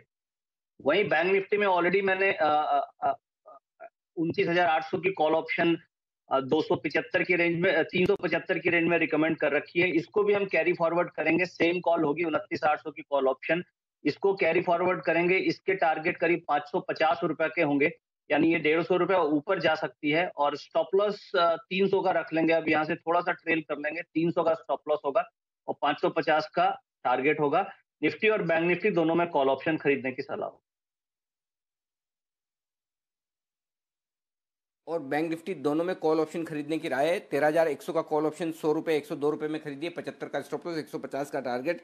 एक बार उस समय मेरा कनेक्शन आपसे लूज हो गया था, मैं सुन नहीं पाया। नितिन जी 375 वाला 29,800 का जो आपने कॉल ऑप्शन दिया है खरीदने की राय, इसका टारगेट क्या रखा है सर आपने? 500 रुपए, राइट? और उसका स्टॉप लॉस बता दीजिए एक बार जरा।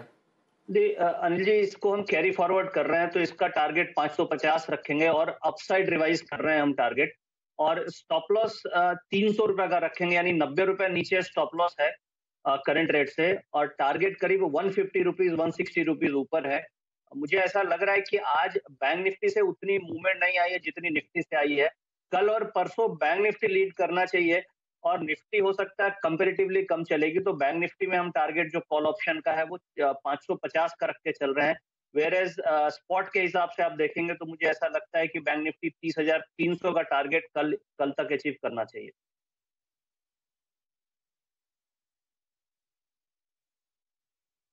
आपके मुंह में घी शक्कर और दिल से धन्यवाद, क्योंकि धन्यवाद देने की परंपरा तो हम छोड़ेंगे नहीं। तो बिल्कुल एग्जैक्टली मेरा भी यही व्यू है नितिन जी की बैंक निफ्टी में एक्शन और बढ़ना चाहिए, और डायमंड पैटर्न जो नितिन जी कहते हैं कि अभी डेटा में जहां डायमंड पैटर्न नजर आएगा वहां पर वो नेकेड कॉल खरीदने की राय देंगे, और वो उस केस में होगा जब नेक्स्ट डे आपको गैप अप ओपनिंग की संभावना दिखे। जी हाँ, नेक्स्ट डे की गैप अप ओपनिंग, तो कल फिर से एक गैप से ऊपर खुलने के लिए तैयार होता हुआ दिख रहा है। और देखिए बात करते करते बैंक निफ्टी के फ्यूचर्स दिन के हाई पॉइंट की तरफ फिर से बढ़ते हुए नजर आ रहे हैं, तो अच्छी मजबूती होती हुई दिख रही है, ये आपके सामने है इस वक्त, और निफ्टी भी मजबूती के साथ आगे बढ़ता हुआ। आइए इसी मजबूती में स्वागत करते हैं बसीन साहब का बिगुल के साथ।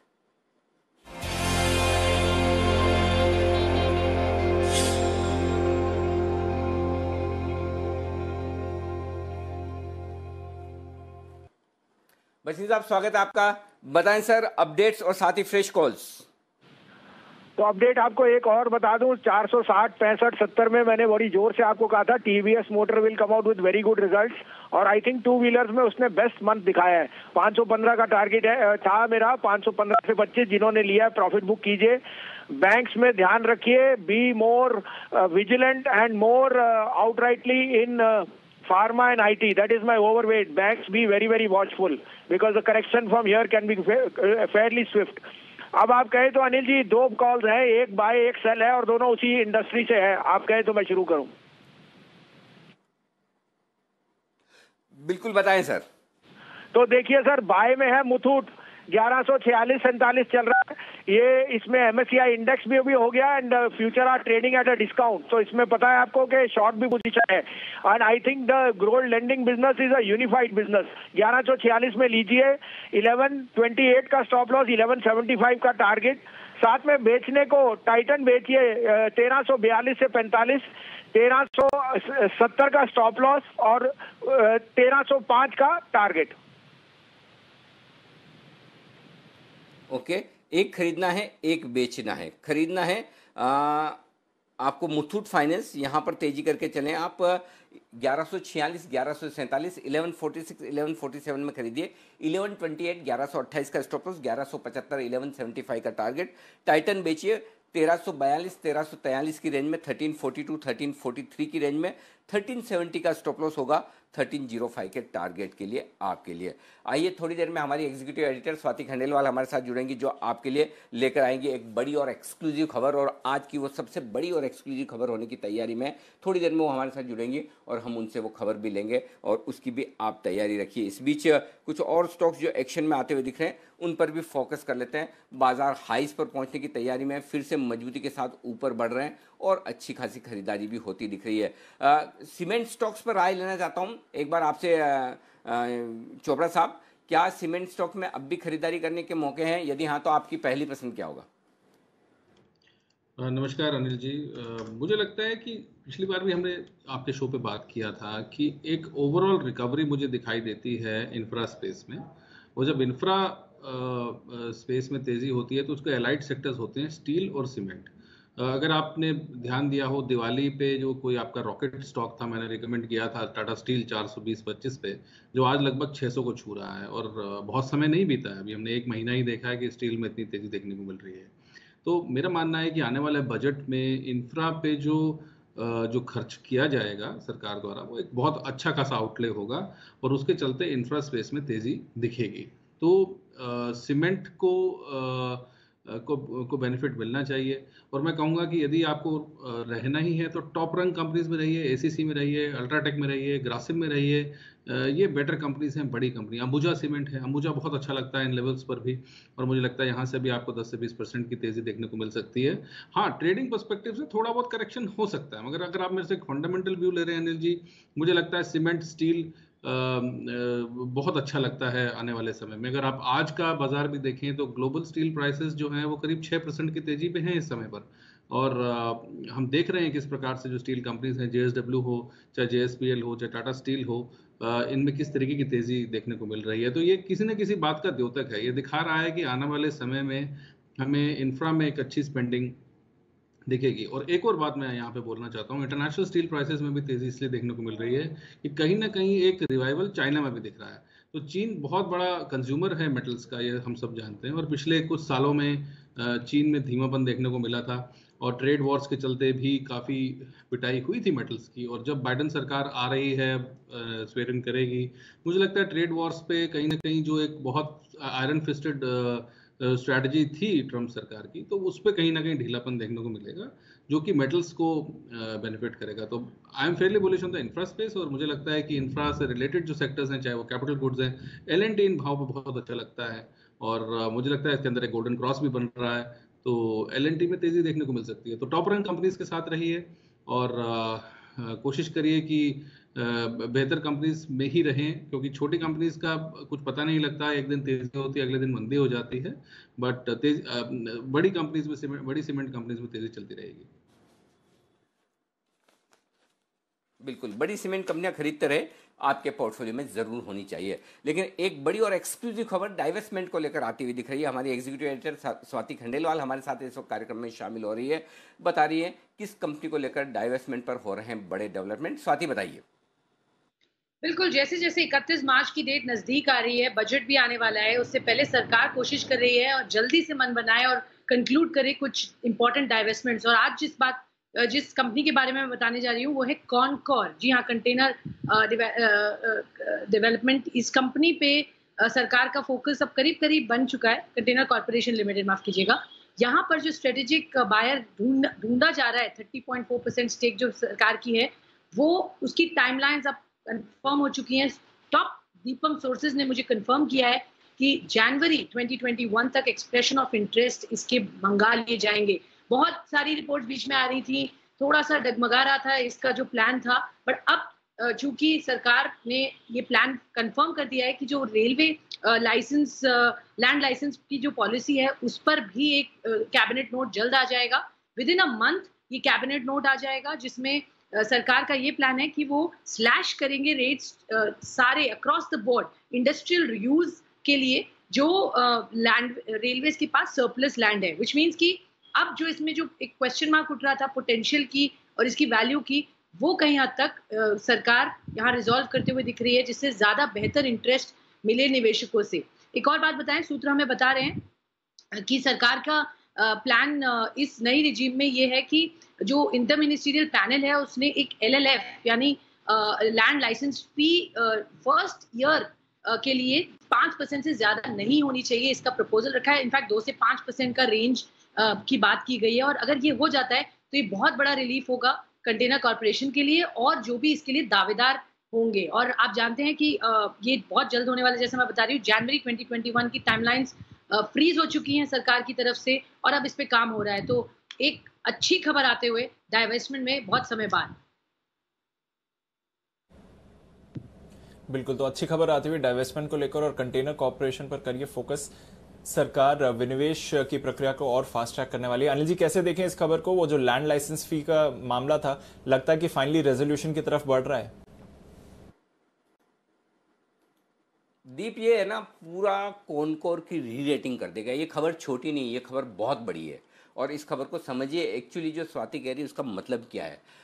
कॉनकोर का डाइवेस्टमेंट पूरा का पूरा सिर्फ एक ही चीज़ पर अटका हुआ है कि लैंड लाइसेंसिंग पॉलिसी क्या होगी और किस तरह से होगी। इसमें दो बड़ी समस्याएं, एक तो लैंड लाइसेंसिंग पॉलिसी में आप कितना लीज रेंटल चार्ज करेंगे और दूसरा कितने समय के लिए करेंगे। अब छोटे छोटे पीरियड के लिए होता है, तो कोई भी प्राइवेट प्लेयर आकर अगर कॉनकोर को खरीदना चाहता है तो उसके हर 2, 3, 4, 5 साल के बाद तलवार लटकी रहती है। तो एक सबसे बढ़िया काम तो ये किया है कि जो भी अब लाइसेंस दिया जाएगा वो 5 साल के लिए नहीं होगा, वो सीधा 35 साल के लिए होगा। तो आपको एक बिजनेस कंटिन्यूटी है, आपको एक पता चलता है। देखिए, आपको स्ट्रेटेजिक डाइवेस्टमेंट करना है, आपको कोई 2-5% स्टेक ऑफर फॉर सेल में नहीं बेचनी है। जब स्ट्रेटेजिक डाइवेस्टमेंट करना है और अगर आपको बड़ा पैसा चाहिए, अच्छा वैल्यूएशन चाहिए, और आप ये चाहते हैं कि दुनिया भर की टॉप कंपनियां, लॉजिस्टिक्स वाली या फिर देश के बड़े दिग्गज कॉर्पोरेट्स इसमें पार्टिसिपेट करें, तो आपको उसी तरह से है ना उसको एकदम प्रॉपर करके बेचना होगा। और अच्छी बात है कि सरकार अब है ना बैकवर्ड चल रही है, मतलब कि एक बार डेडलाइन डिसाइड कर ली कि ये डेट तक काम करना है। अब इसको काम करने के लिए फास्ट किस तरह से किया जाए, तो सबसे बड़ी इंपॉर्टेंट चीज़ इसमें यही है कि पहली चीज़ डेडलाइन डिसाइड हो गई है, दूसरी चीज़ लंबे समय के लिए देंगे ताकि पॉलिसी को लेकर क्लैरिटी रहे। कोई भी सरकार बदले नहीं बदले, ये बदलेगी नहीं, 35 साल के लिए किया जाएगा। तीसरी बात जो है, आप सोचिए आज रेलवे स्टेशन हैं, उनके आसपास कितनी बड़ी ज़मीन है और वो प्राइम लोकेशन है रेलवे स्टेशन के आसपास। फर्ज करें उन्हीं ज़मीन पर कुछ कमर्शियल डेवलपमेंट आए, उन्हीं ज़मीन पर होटल्स बने और उन्हीं ज़मीन का इस्तेमाल जो कुछ कोई भी बायर है जो लेना चाहता है कॉनकोर की जो ज़मीन है उसको अगर यूज़ करे कमर्शियल पर्पज से, तो उसका वैल्यूशन क्या बन सकता है, उस पर एक बात की जा रही है। और साथ ही जो लीज रेंटल्स होने चाहिए लैंड लाइसेंसिंग पॉलिसी में, उस पर विचार किया जा रहा है कि वो रीजनेबल कितने होने चाहिए। और बहुत जल्दी शायद आपको ये सुनने को मिलेगा कि कैबिनेट में इसके लिए अप्रूवल जाती हुई दिख रही। तो सरकार पूरी तरह से मन बना चुकी कि डाइवेस्टमेंट से रिलेटेड जहां जो हर्डल्स है, आज आपने सुबह शिपिंग कॉर्पोरेशन की खबर देखी किस तरह से 8-9 दावेदार आते हुए दिख रहे हैं। BML को देखिए, BML में दावेदार आते हुए दिख रहे हैं। BPCL के लिए आप ऑलरेडी EOI आ चुके हैं। सरकार ने कहा हमारी जो डेडलाइन है उसको आगे नहीं बढ़ाएंगे, 16 नवंबर तो 16 नवंबर। तो ये जो चीज़ें हो रही हैं दीप, मुझे लगता है कि अगले 3 महीने दिसंबर से लेकर फरवरी तक, मार्च का छोड़ दिया, अगले 3 महीने जबरदस्त डाइवेस्टमेंट के हिसाब से एक्शन होने वाला है। देखिए, इससे बढ़िया समय सरकार को मिलेगा नहीं कि मार्केट लाइफ टाइम हाई पर है, करेक्ट। पॉलिसीज उन्हें उनके हाथ में जो तुरंत बदल के करनी, और अच्छा सबसे बड़ी बात, ग्लोबली बहुत पैसा है, इतना पैसा इक्विटी में पहले कभी आया नहीं, रिकॉर्ड इन्फ्लोज हैं, इससे ज़्यादा अब आपको और क्या चाहिए अपनी सरकारी कंपनियों को बेचने के लिए। तो मेरे ख्याल से ये पूरी तरह से री रेटिंग कर देगी, और कॉनकोर में भी जो ईओआईज इशू होंगे, जो नाम आएंगे ना इंटरेस्ट दिखाने वाले, वो आपके लिए सरप्राइजिंग होंगे। अब आप देखिए, बीपीसीएल में भी वेदांता का नाम आया था, आज कॉनकोर में भी वेदांता का नाम आ रहा है, और इस पूरे देश में डाइवेस्टमेंट में सबसे पहले अगर किसी ने शुरुआत की लेने की हिंदुस्तान जिंक, बाल्को जैसे में, तो वेदांता था। वेदांता को सरकारी कंपनियों की वैल्यू अनिल अग्रवाल साहब सबसे अच्छे तरीके से जानते हैं, उनका एक्सपीरियंस है कि किस तरह से सरकारी कंपनियों में वैल्यू देखी जाए और उन्हें खरीदा जाए। जिस भाव में उन्होंने हिंदुस्तान जिंक खरीदा था, उससे ज़्यादा तो आज की तारीख में हिंदुस्तान जिंक क्वार्टरली प्रॉफिट करता है। तो आप देखिए, इनमें जो वैल्यू है, उस वैल्यू को अगर सामने वाला बायर, बिडर समझ ले और उसके बाद बोली लगाए, तो बात ही अलग है। ये स्टॉक अब से लेकर जब तक ये ईओआईज वगैरह जनवरी तक आता है, तो जबरदस्त कमाल दिखा सकता है। कुछ और पॉइंट स्वाति के पास है। स्वाति बताइए, क्या ये अब फास्ट ट्रैक पर है और बहुत जल्दी सरकार इसको करने का मन बना रही है? बिल्कुल, मैं एक बहुत इंपॉर्टेंट डेवलपमेंट बताना चाहती थी अनिल जी। 8 सितंबर से 26 नवंबर तक एलआईसी ने 2% स्टेक बढ़ाया है कॉनकोर में। तो ये बात आई थिंक हमारे दर्शक को बताना जरूरी है। तो दिख रहा है कि इस तरीके का सरकार का यहाँ फोकस है, और 2% यहाँ स्टेक बढ़ी है। तो आई थिंक ये डिस्क्लोजर मैंने सोचा जरूर हम दर्शक तक पहुंचाएं, आप तक पहुंचाएं। तो 8 सितंबर से 26 नवंबर के बीच में 2% एलआईसी ने कंपनी में स्टेक बढ़ाया है सर।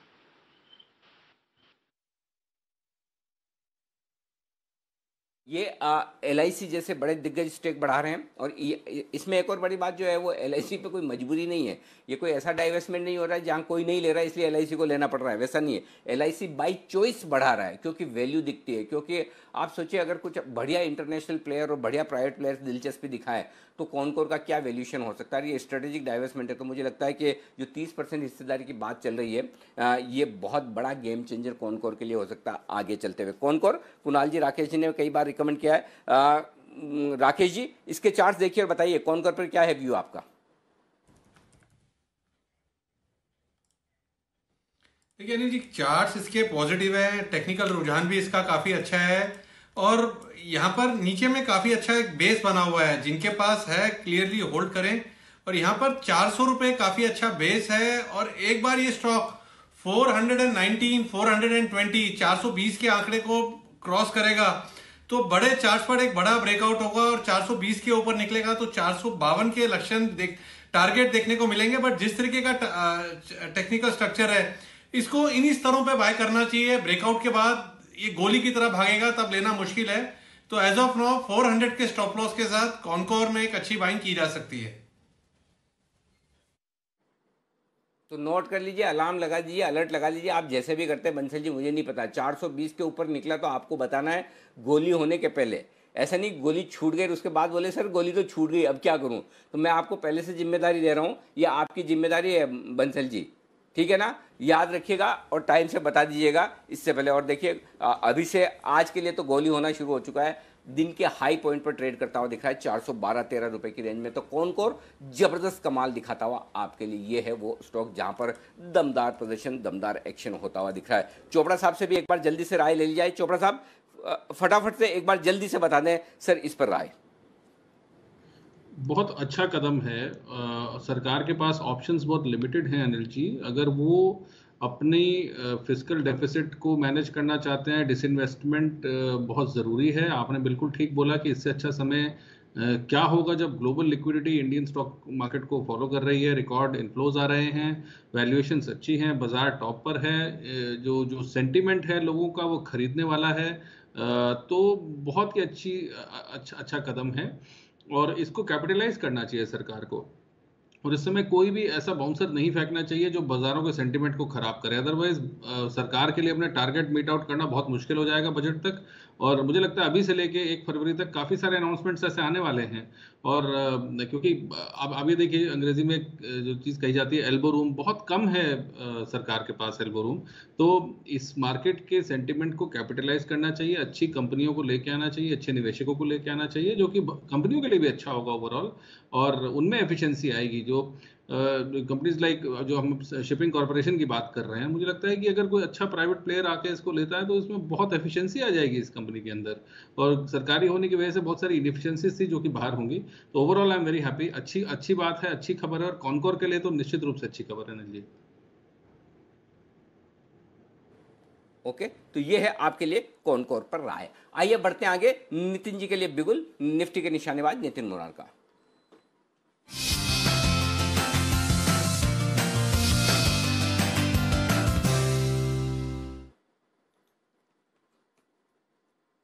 बताएं नितिन जी। इस बार हम लोग HDFC लिमिटेड की कॉल ऑप्शन लेंगे 2300 स्ट्राइक की, जिसका प्राइस अभी 87 रुपीज है। 2300 की कॉल ऑप्शन 87 में मिल रही है। इसका टारगेट होगा 120 रुपए का और स्टॉप लॉस होगा 70 रुपीज का। मुझे ऐसा दिख रहा है कि इसमें काफी बियर ट्रैप है, यानी कि जो एक्सपायरी हो रही थी, एक्सपायरी के 2-3 दिन पहले स्टॉक काफी गिरा था, जिसके कारण निफ्टी में भी थोड़ा प्रेशर बना था।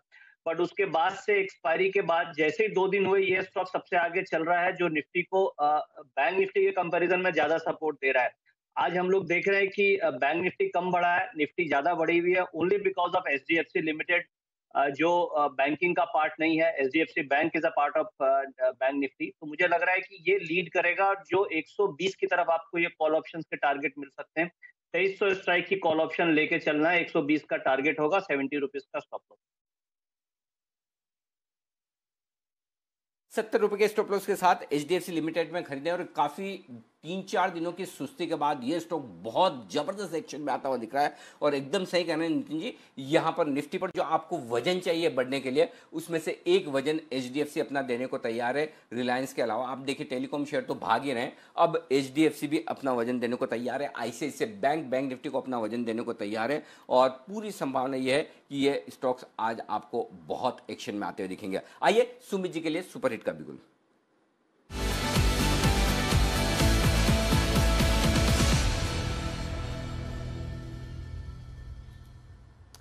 बताएं सुमित जी। अनिल जी, जो स्टॉक अभी बाय पे आया है रडार पे, वो स्टॉक यहाँ से फटने को तैयार है, यानी बहुत बड़ा अपसाइड मूव दिखाने को तैयार है, और आफ्टर ए लॉन्ग टाइम ये स्टॉक में ऐसा मूव देखने को मिलेगा। स्टॉक का भाव चल रहा है अनिल जी 30 रुपया 70 पैसा।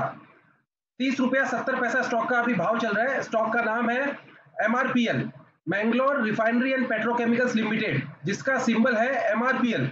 MRPL के अंदर अनिल जी ब्रेकआउट है। स्टॉक आप देखिए आज लोअर लेवल से एक स्मार्ट अपसाइड मूव दिखा रहा है। लोअर लेवल्स पे स्टॉक ने बेस बनाया है, रिसेंट के स्विंग हाई ब्रेक कर रहा है, 200 DMA लेवल्स के पास स्टॉक आ चुका है, और अब स्टॉक यहां से 200 DMA के ऊपर क्लोजिंग देते ही एक बड़ा अपसाइड मूव दिखाने को तैयार है। 10 से 20% का अपसाइड मूव मिनिमम मान के चले MRPL के अंदर यहां से देखने को मिल सकता है। स्टॉक के अंदर जिन्होंने खरीदारी कर रखा है वो अपना पोजीशन होल्ड करे, यहाँ पे फ्रेश खरीदारी करे, नीचे में स्टॉप लॉस लगाए 29 रुपीज 25 पैसे का, ऊपर में टारगेट बनेगा 34 रुपए से लेके 36 रुपए तक का। Buy MRPL, stop loss 29.25, target ऊपर में 34 से 36। आज का जो प्राइस एक्शन है वो हैवी वॉल्यूम्स के साथ है, और एक एक्स्ट्रा ऑर्डिनरी वॉल्यूम देखने को मिल रहा है। तो ये स्टॉक में कुछ ना कुछ शायद न्यूज भी आ सकता है, और स्टॉक यहाँ से एक अच्छा मूव दिखाने को तैयार है। 34 से 36 के टारगेट्स के लिए खरीदारी करके चलने का सलाह रहेगा। ओके, तो ये है आपके लिए MRPL पर खरीदारी की राय। शानदार मूव के लिए स्टॉक तैयार हो रहा है। पर आइए एक और बढ़िया कॉल आपके लिए तैयार है जय ठक्कर की तरफ से, बिगल कैश का option.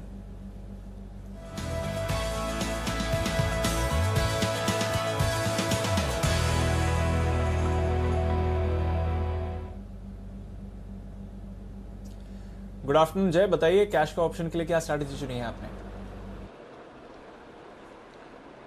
Hi, good afternoon to you Deepanshu and good afternoon to you Anil ji. हमारे मॉर्निंग के जो 13,000 के कॉल ऑप्शन थे उसके सारे टारगेट्स अचीव हो गए। इनफैक्ट दीपांशु, हमने आफ्टरनून में जो सुपरफास्ट फ्यूचर्स में बैंक निफ्टी और निफ्टी के फ्यूचर्स रेकमेंड किए थे उसके भी टारगेट्स अचीव हो चुके हैं, तो किसी को वहाँ पे प्रॉफिट बुक करना है कर सकते हैं। अब मेरे ध्यान में जो आ रहा है वो निफ्टी का ही in the money call option है। 13,100 का कॉल ऑप्शन दीपांशु लेकर चलना है। मुझे ऐसा लग रहा है कि निफ्टी में यहाँ पे एक अच्छी मूवी 100 रुपये के आसपास ट्रेड कर रहा है, पहले तो ये बता दूं मैं, और ये एक्सपायरी रहेगा 3 दिसंबर का ही, मतलब यही वीकली एक्सपायरी का मैं 100 रुपये पे 13,100 का कॉल ऑप्शन रिकमेंड कर रहा हूँ, बिकॉज यही एक लेवल है जहाँ पे ये निकलना बहुत ही ज़रूरी था। ऊपर में मैं मानता हूँ कि 13,150 के आसपास भी एक छोटा सा हर्डल है निफ्टी का, बट जो हिसाब से 13,100 के ऊपर हमें ये ब्रेकआउट देखने मिला है दीप, मुझे ऐसा लग रहा है कि निफ्टी और भी गोइंग फॉरवर्ड हमें एक्सपायरी तक, मतलब परसों तक शायद 13,200 तक के भी लेवल्स दिखा दे। तो वो जो 13,150 का जो हर्डल है, जो करीब करीब ऑल टाइम हाइस के उधर है 113, 145, 147, वो लेवल्स निकल जाने चाहिए और 13,200 की ओर जाएगा निफ्टी, ऐसा मुझे पूरी संभावना लग रही है। तो 100 रुपीज़ के आसपास अगर ये बाय करते हैं आप, तो यहाँ पे एक स्टॉप लॉस छोटा सा मैं कहूँगा मेंटेन करना है 73 का। 100 पे बाय करें 13,100 का कॉल ऑप्शन, 73 का स्टॉप लॉस रहेगा। पहला टारगेट जो बन रहा है वो 141 का, सेकंड टारगेट छोटा सा बन रहा है 149 का, बिकॉज 13,200 तक आते हैं एक्सपायरी तक, ये सेकंड टारगेट 159 तक काफ़ी हो जाएगा। सो ये ऑप्शन लेकर चलना I think risk reward perspective काफ़ी अच्छा है। तो ये है आपके लिए निफ्टी पर 13,100 का कॉल खरीदने की राय। और अभी थोड़ी देर पहले नितिन जी ने भी यही राय दी थी इसी ऑप्शन पर, और लगभग सिमिलर लेवल्स ही थे। तो बढ़िया मूव है। जय के पास उनके दूसरी कॉल भी थोड़ी देर में लेंगे, पर तब तक कुछ और स्टॉक्स जहां पर आपको रखनी है नजर। स्टील स्टॉक्स, मेटल स्टॉक्स, बढ़िया एक्शन आ रहा है। आशीष से जानते हैं क्या फ्रेश ट्रिगर है इस स्पेस के लिए, बताएं आशीष। दीपांशु, पिछले 6 महीने से हम देख रहे हैं कि स्टील की कीमतों में लगातार तेजी देखने को मिल रही है और इसका असर जो है आपको स्टील के स्टॉक्स में भी देखने को मिलेगा। 5 साल की ऊंचाई पर है स्टील की कीमतें, लेकिन इस बार ऐसा माना जा रहा है कि दिसंबर में भी प्राइस है, यानी आप देखिए 7वें महीने लगातार जो कीमतें वो बढ़ती हुई नजर आएंगी। अब इसके पीछे का कारण ये है कि आयरन ओर की कीमतें अगर आप देखें तो पैरेलली वहां पर भी काफी बढ़िया उछाल देखने को मिला है। मई के महीने में आप देखिए जो आयरन ओर की कीमतें थी वो 2250 रुपये प्रति टन थी, जो कि नवंबर में करीब 4,000 रुपये प्रति टन हो गई। यानी लगभग आप समझ लीजिए कि 78% का उछाल आयरन ओर के प्राइसेस में देखा जा रहा है। और ऐसा माना भी जा रहा है क्योंकि सप्लाई कंस्ट्रेंट्स हैं, तो हो सकता है कि घरेलू बाजार में जो आयरन ओर की कीमतें वो फर्दर बढ़ती हुई नजर आए। कुछ रिपोर्ट्स में पढ़ रहा था जहां पर ये कहा जा रहा है कि अगर आयरन ओर की कीमतों में 100 रुपये प्रति टन का इजाफा होता है तो स्टील कंपनी को करीब 200 रुपये प्रति टन कीमतें बढ़ानी पड़ेंगी। तो यानी पूरी संभावना बन रही है कि आयरन ओर की जो प्राइसेस हैं वो हाइक होगी। और सिमिलरली हम देखेंगे कि दिसंबर के महीने में भी जो स्टील कंपनियां हैं वो भी जो कीमतें हैं वो भी बढ़ाते हुए नजर आए। साथ ही साथ अगर आप देखें तो डिमांड को लेकर भी जो ट्रिगर सामने आ रहे स्टील के कीमतों में, उसका भी काफ़ी पॉजिटिव है क्योंकि घरेलू देश में अगर आप देखें तो कंस्ट्रक्शन एक्टिविटी दोबारा शुरू हो गई है। चाइना काफ़ी बड़ी मात्रा में लगातार स्टील का इंपोर्ट कर रहा है। और एक और अच्छी बात ये भी है स्टील कंपनीज के लिए, अगर आप देखें कि कोकिंग कोल यानी जो ऊर्जा खर्च है वहां पर भी इनकी जो लागत है उसमें गिरावट आई है। तो जिसके चलते सबसे पहले अगर आयरन ओर की कीमतें बढ़ती हैं तो स्वाभाविक है कि आपको एनएमडीसी पर नजर रखनी होगी, लेकिन जो स्टील प्राइसेस है इसको भी क्लोजली वॉच करना होगा। Tata steel, JSPL, JSW steel और कल्याणी स्टील, इन स्टॉक्स पर फोकस रखना है। मूवमेंट भी बढ़िया आ रहा है मेटल स्पेस में। और साथ ही नजर रखे एनएमडीसी, एक और स्टॉक आयरन ओर के प्राइसेस की आशीष बात कर रहे थे, यहाँ पर अभी थोड़ी देर पहले अपडेट आया, बढ़िया बिक्री रही है पिछले महीने और साथ ही स्टॉक में भी आप शानदार एक्शन देख रहे हैं। पर आइए कुछ और कॉल्स आपके लिए तैयार हैं। जय का जैकपॉट तैयार है, तो पहले चलते हैं जय के पास।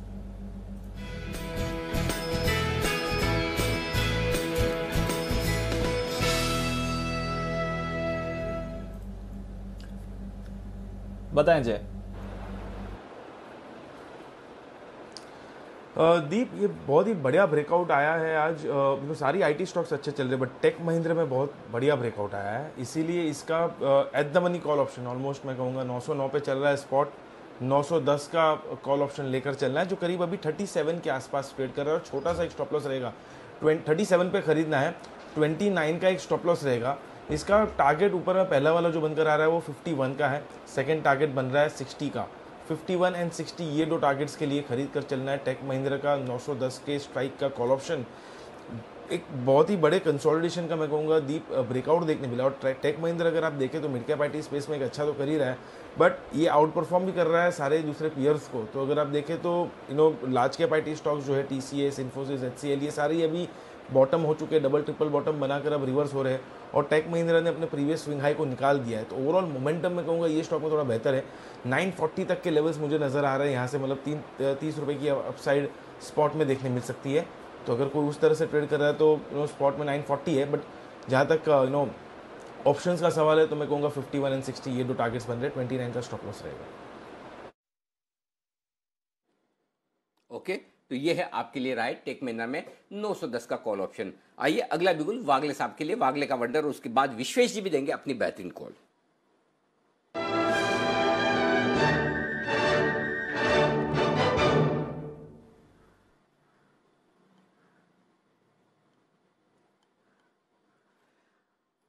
बताएं सर।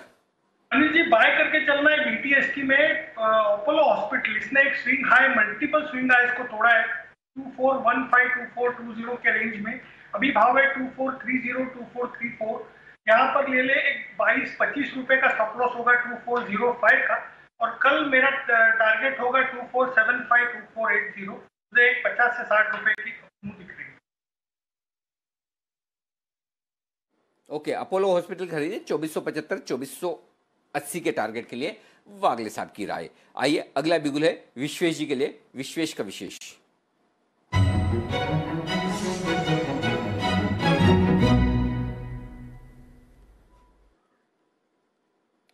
जी विश्वेश जी।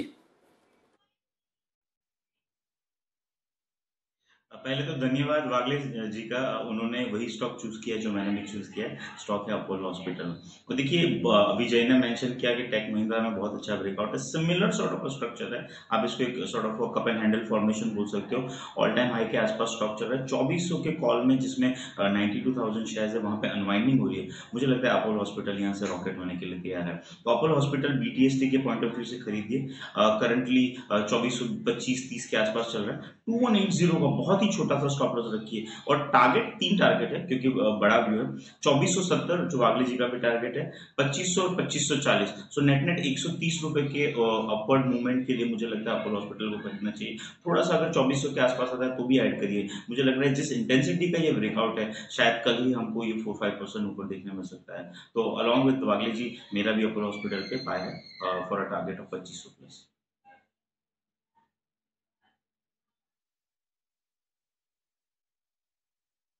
जरा स्टॉप लॉस फिर से बताएंगे।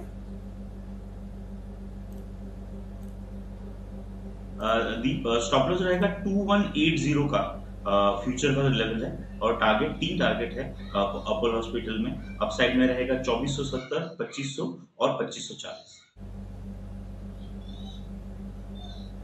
विश्वेश जी, थोड़ा दूर नहीं हो रहा स्टॉप लॉस? 2180 का बोल रहे हैं या 2380 का होगा? जी जी है, नहीं 2380 के स्टॉप लॉस से आपको खरीदना है अपोलो हॉस्पिटल। मतलब कि राउंड अबाउट 40 रुपीज का स्टॉप लॉस रहेगा, और अपसाइड में टारगेट जो है वो राउंड अबाउट 80 + 40, तो दैट इज 120 रुपीज के टारगेट है। 1:3 का रिस्क रिवॉर्ड है।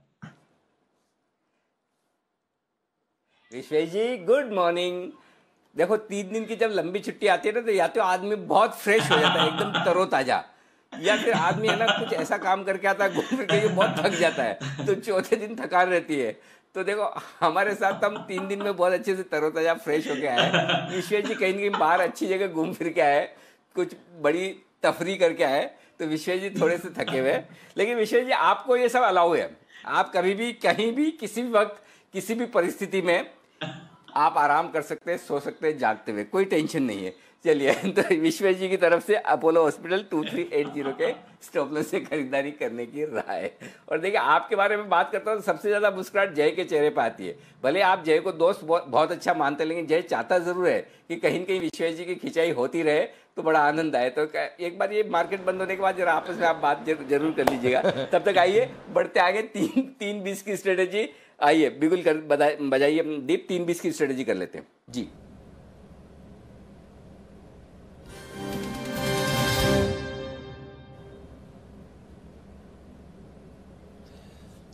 बिल्कुल, एक बार नज़र डाल लेते हैं जिस तरह से एक्शन बन रहा है ग्लोबल बाजारों में। सबसे पहले नजर रखिए डाउ फ्यूचर्स पर। 300 पॉइंट से ज्यादा की तेजी इस समय बन रही है। नैस्डैक फ्यूचर्स पर नजर डालिए, 0.1% ऊपर है। वहीं यूरोप की बात करें तो अच्छी शुरुआत के बाद और मोमेंटम पकड़ा है, 1 से 1.5% की तेजी वहां पर भी है, और भारतीय बाजार भी डेज हाई के करीब है। तो अनिल जी बताइए क्या करके जाए सर? तेजी और क्या करेंगे दीप, इसके अलावा तो कुछ कर ही नहीं सकते, तेजी ही करनी है, तेजी ही करके जाना चाहिए। और क्लोजिंग बहुत बढ़िया होती दिख रही है, जिस तरह की क्लोजिंग हो रही है डे हाई पर हो रही है, जैसी क्लोजिंग मुझे चाहिए वैसी होती दिख रही है। कल के लिए कोई अनहोनी हो जाए जिसका आपको मुझे पता नहीं, वो तो अलग बात है। बाकी तो सब तरह से माहौल सेट है, क्योंकि देखिए मार्केट आपके लाइफ टाइम हाई पर बंद हो रहे हैं। आज जो क्लोजिंग मिलेगी 13,055 की, जो अब तक की सबसे हाईएस्ट क्लोजिंग होगी, टेक्निकली मजबूत है, फ्लोज मजबूत है, करेक्ट। तो ये दोनों हिसाब से 13,055 के ऊपर की क्लोजिंग निफ्टी पे शानदार है, बेहतरीन है। पहली चीज ये बैंक निफ्टी पर 23 मार्च का लो बनने के बाद जो रैली शुरू हुई उसका हाईएस्ट लेवल आ रहा है क्लोजिंग बेसिस पर 29,750 में। कब से नजरें यही बनाए हुए बैठा हूं, तो 29,750, और इस लिहाज से कल एक गैप से ऊपर खुलने के लिए तैयार होना चाहिए। अनएक्सपेक्टेड न्यूज किसी को नहीं पता, अगर किसी को पता हो तो वो अपने हिसाब से देखे। जो एक्सपेक्टेड चीजें हैं, फिर मैं कहूंगा इसका मतलब ये कि hope for the best, prepare for the worst. आप उतना ही लेके जाएं, उतना ही ट्रेडिंग करें जितना आप कल के लिए रिस्क ले सकते हैं, तो आप अपनी एपेटाइट के हिसाब से। लेकिन जिस लेवल पर बंद हो रहा है वो बंद बहुत मजबूती वाला दिखा रहा है, उस हिसाब से एक बार पूरी संभावना बनती कल आप निफ्टी पर एक लाइफ टाइम हाई फिर से बनते हुए देखें। और जैसा नितिन जी भी कह रहे थे कि डायमंड पैटर्न बन रहा है, और ऐसे में एक बड़े गैप के साथ कल ओपनिंग की संभावनाएं आपके लिए बनती है। तो 29,800 यहाँ पर 29,800 का कॉल ऑप्शन खरीद के जाइए, और आपको ऊपर में 30,200 का कॉल ऑप्शन या 30,300 का कॉल ऑप्शन बेचना चाहिए। निफ्टी 13,100 का कॉल ऑप्शन खरीदिए, और अगर आप बहुत सेफ चलना चाहते हैं तो 13,200 का बेचिए, नहीं तो अब 13,300 13,400 का कॉल ऑप्शन आपको ऊपर का बेचना चाहिए, क्योंकि हाईएस्ट ओपन इंटरेस्ट भी 13,100 से 13,500 पर शिफ्ट हो चुका है। तो धीरे धीरे ऊपर की रेंज खुल रही है। बैंक निफ्टी में भी हाईएस्ट ओपन इंटरेस्ट अभी 30,000 पर है, लेकिन अगर 30,000 पार किया तो फिर बैंक निफ्टी बहुत बढ़िया और शानदार तेजी के लिए और बहुत जल्दी तेजी दिखाने के लिए तैयार हो सकता है। ये कल परसों में होने की संभावना बन सकती है, बशर्ते कि ग्लोबल मार्केट साथ दे। जिस तरह की आज स्क्रीन है दीप, ऐसा देखकर लगता है कि आज भी एफआईज के आपके खरीदारी के आंकड़े दमदार आते हुए दिखेंगे। तो सब तरह से आप एकदम सेट हैं, और ऐसे में तेजी की पोजीशन रखें, लेकिन खाली ये कि अपनी रिस्क मैनेजमेंट आपके हाथ में होनी चाहिए, वो ध्यान में रखें। इसके अलावा तेजी करें, कोई दिक्कत नहीं। ओके, तो ये है आपके लिए अनिल जी की राय। तेजी की पोजीशन बना के जाइए, मोमेंटम बरकरार है और मूवमेंट काफी तेज हो रहा है इन सभी स्पेसेस में। नजर रखिए, अच्छी गेंस आ रही हैं इस समय। चलिए क्लोजिंग की तरफ बढ़ रहे हैं। कुछ और स्टॉक्स जहां पर आप एक बढ़िया उछाल आते हुए देख रहे हैं। वोडाफोन आइडिया डेज हाई पर 2.5% की तेजी वहां पर है। इंडसइंड बैंक काफी देर से ये मूवमेंट के लिए तैयार हो रहा था, और इंडसइंड बैंक पर एक अच्छी मूव आती हुई दिखी है। विश्वेश जी, हाई बीटा है इंडसइंड बैंक, बताइए कोई ट्रेड बनता है? अब 900 के पार स्टॉक को जाते हुए देख रहे हैं। देखिए बहुत ही बढ़िया मूव है। एक फॉर्मेशन होता है जिसको राइजिंग वेज कहते हैं, उसके अंदर में एक्चुअली हायर लेवल पे शॉर्ट्स अक्यूमुलेट होते हैं, और आज जिस लेवल को वो निकाल रहा है 860 के ऊपर, जहां पे मुझे लगता है ह्यूज ओपन इंटरेस्ट था। जो नेक्स्ट लेवल जो स्टॉक में निकल के आ रहा है वो है 200 वीकली एवरेज, और वो 1100 के आसपास है। तो मुझे लगता है ब्लो अप मूव आना चाहिए इंडसइंड बैंक में, और ये मूव जब हम एक्सपेक्ट कर रहे हैं तो मुझे लगता है यहाँ से बड़ा स्टॉप लॉस नहीं आता, 870 का स्टॉप लॉस। सो मात्र 30 रुपए के रिस्क से अगर आप इंडसइंड बैंक लॉन्ग करते हो तो some sort of a large short covering is expected which can push the stock 200 rupees higher from the current level. तो डेफिनेटली दीपांशु, मुझे लगता है लॉन्ग है तो बरकरार रहना चाहिए। फ्रेश लॉन्ग ऐड करना है तो 870 के स्टॉप से आप फ्रेश लॉन्ग भी कर सकते हो। बिल्कुल, तो इंडसइंड बैंक पर रखिए नजर। तेजी के साथ स्टॉक क्लोजिंग की तरफ बढ़ते हुए दिख रहा है। टाटा केमिकल्स एक बढ़िया मूव यहां पर भी आती हुई दिखी है, और लगातार स्टॉक मोमेंटम में भी है। और कुणाल जी, 300 के लेवल से हम टाटा केमिकल्स पर चर्चा भी कर रहे हैं, आज 400 के पार गया है, यहां पर कैसा मोमेंटम है सर?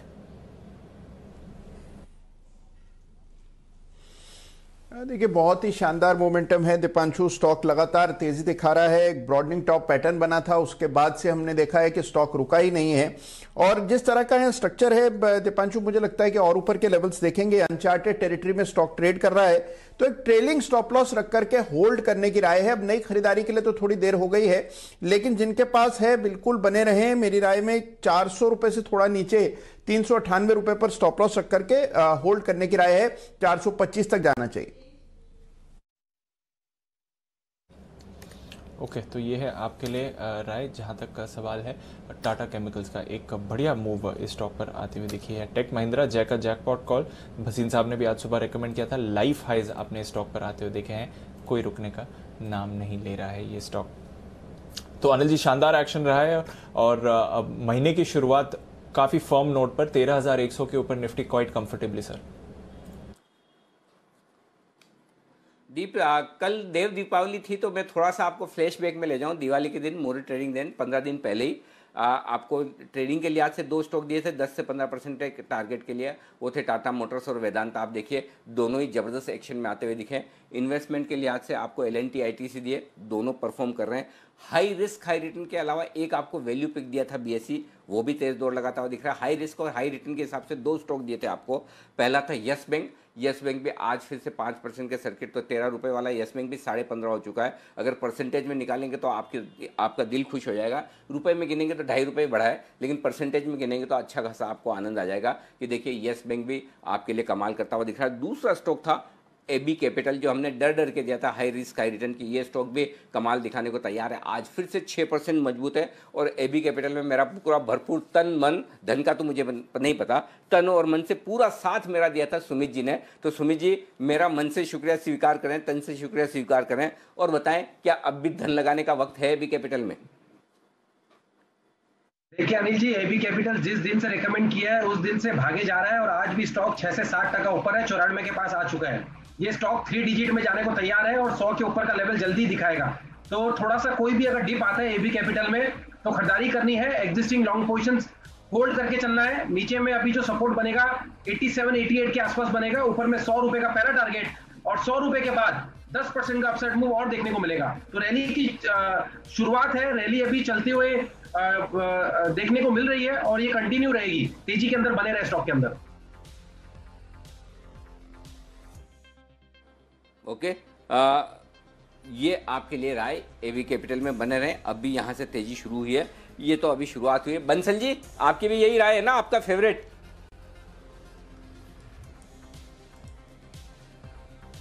अनिल जी देखिए, मेरा फेवरेट है, बट अनिल जी आपका साथ तो अनिल जी पूरा मैंने भी दिया था और आपकी तो अनिल जी मेरी डील हुई है। आपका वो लाल कुर्ता जब 150 का प्राइस देखने को मिलेगा तो वो मुझे गिफ्ट मिलेगा।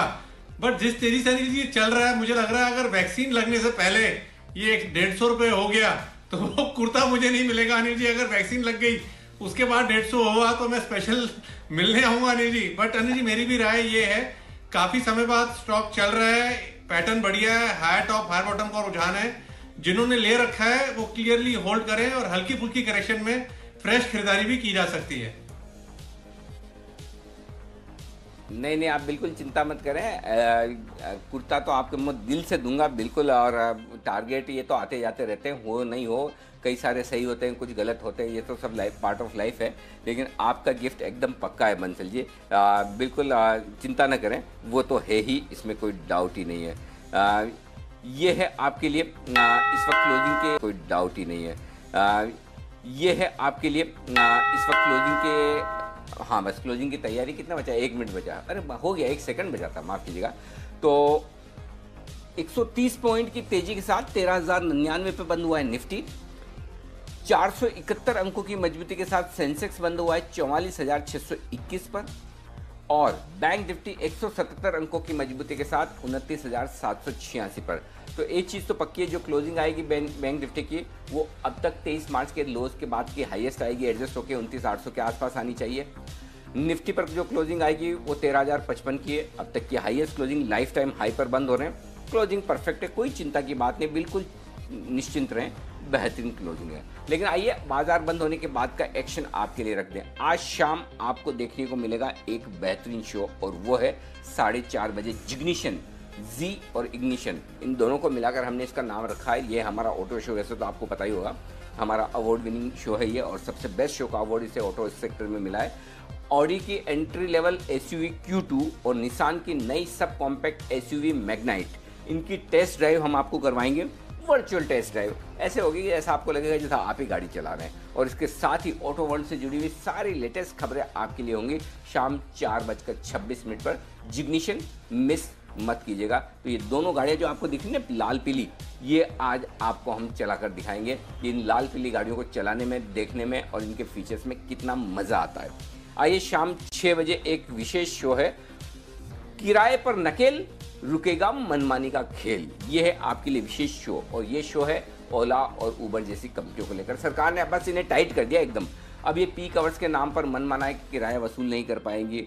महिलाओं और दूसरे यात्रियों की सुरक्षा को देखते हुए भी नियमों को कड़ा किया गया है। ड्राइवर्स के इंटरेस्ट का पूरा ध्यान रखा गया है। तो अब कैब एग्रीगेटर्स यानी कि जो ये ओला उबर जैसी कंपनियां हैं जो अलग अलग कैब्स को टैक्सीज को इकट्ठा करके जो कारोबार करती है, इनके लिए नया गाइडलाइन आ चुका है। इन नए गाइडलाइंस में क्या क्या इंस्ट्रक्शंस आए हैं और इनकी गाइडलाइंस का अगर इन कंपनियों ने पालन नहीं किया तो इन पर क्या सजा होगी, ये सब हम आपको बताएंगे। और क्या इन नए रूल्स के बाद इन कंपनियों की मनमानियां रुकेंगी या नहीं। तो कस्टमर फ्रेंडली शो हमारा शाम 6 बजे का, आपकी खबर आपका फायदा, किराए पर नकेल, रुकेगा मनमानी का खेल। जुड़ेंगे हमारे साथ दिल्ली टैक्सी एसोसिएशन के संजय सम्राट, प्रेसिडेंट है वो, और सिद्धार्थ पाहवा साहब जुड़ेंगे, कंसल्टेंट और एडवाइजर हैं मोबिलिटी सेक्टर के, और डॉक्टर बेजौन मिश्रा, कंज्यूमर एक्टिविस्ट, ये भी हमारे साथ होंगे। इन तीनों से करेंगे हम शाम 6 बजे बातचीत। रात 8:30 बजे मनी गुरु।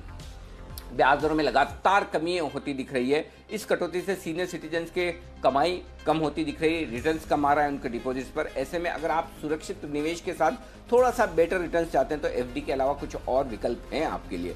आज मनी गुरु में हम यही बताएंगे कि गिरती ब्याज दरों के माहौल में सीनियर सिटीजन जिन्हें रेगुलर मंथली इनकम चाहिए, उन्हें क्या करना चाहिए। ऐसे सीनियर सिटीजन सुरक्षित निवेश के साथ कैसे बेहतर रिटर्न्स हासिल कर सकते हैं, तो इन पर करिएगा फोकस। गिरती ब्याज दरें, सीनियर सिटीजन क्या करें, ये है आपके लिए राय इस वक्त 8:30 बजे वाले शो का टॉपिक और डिस्कशन का पॉइंट मिस मत कीजिएगा।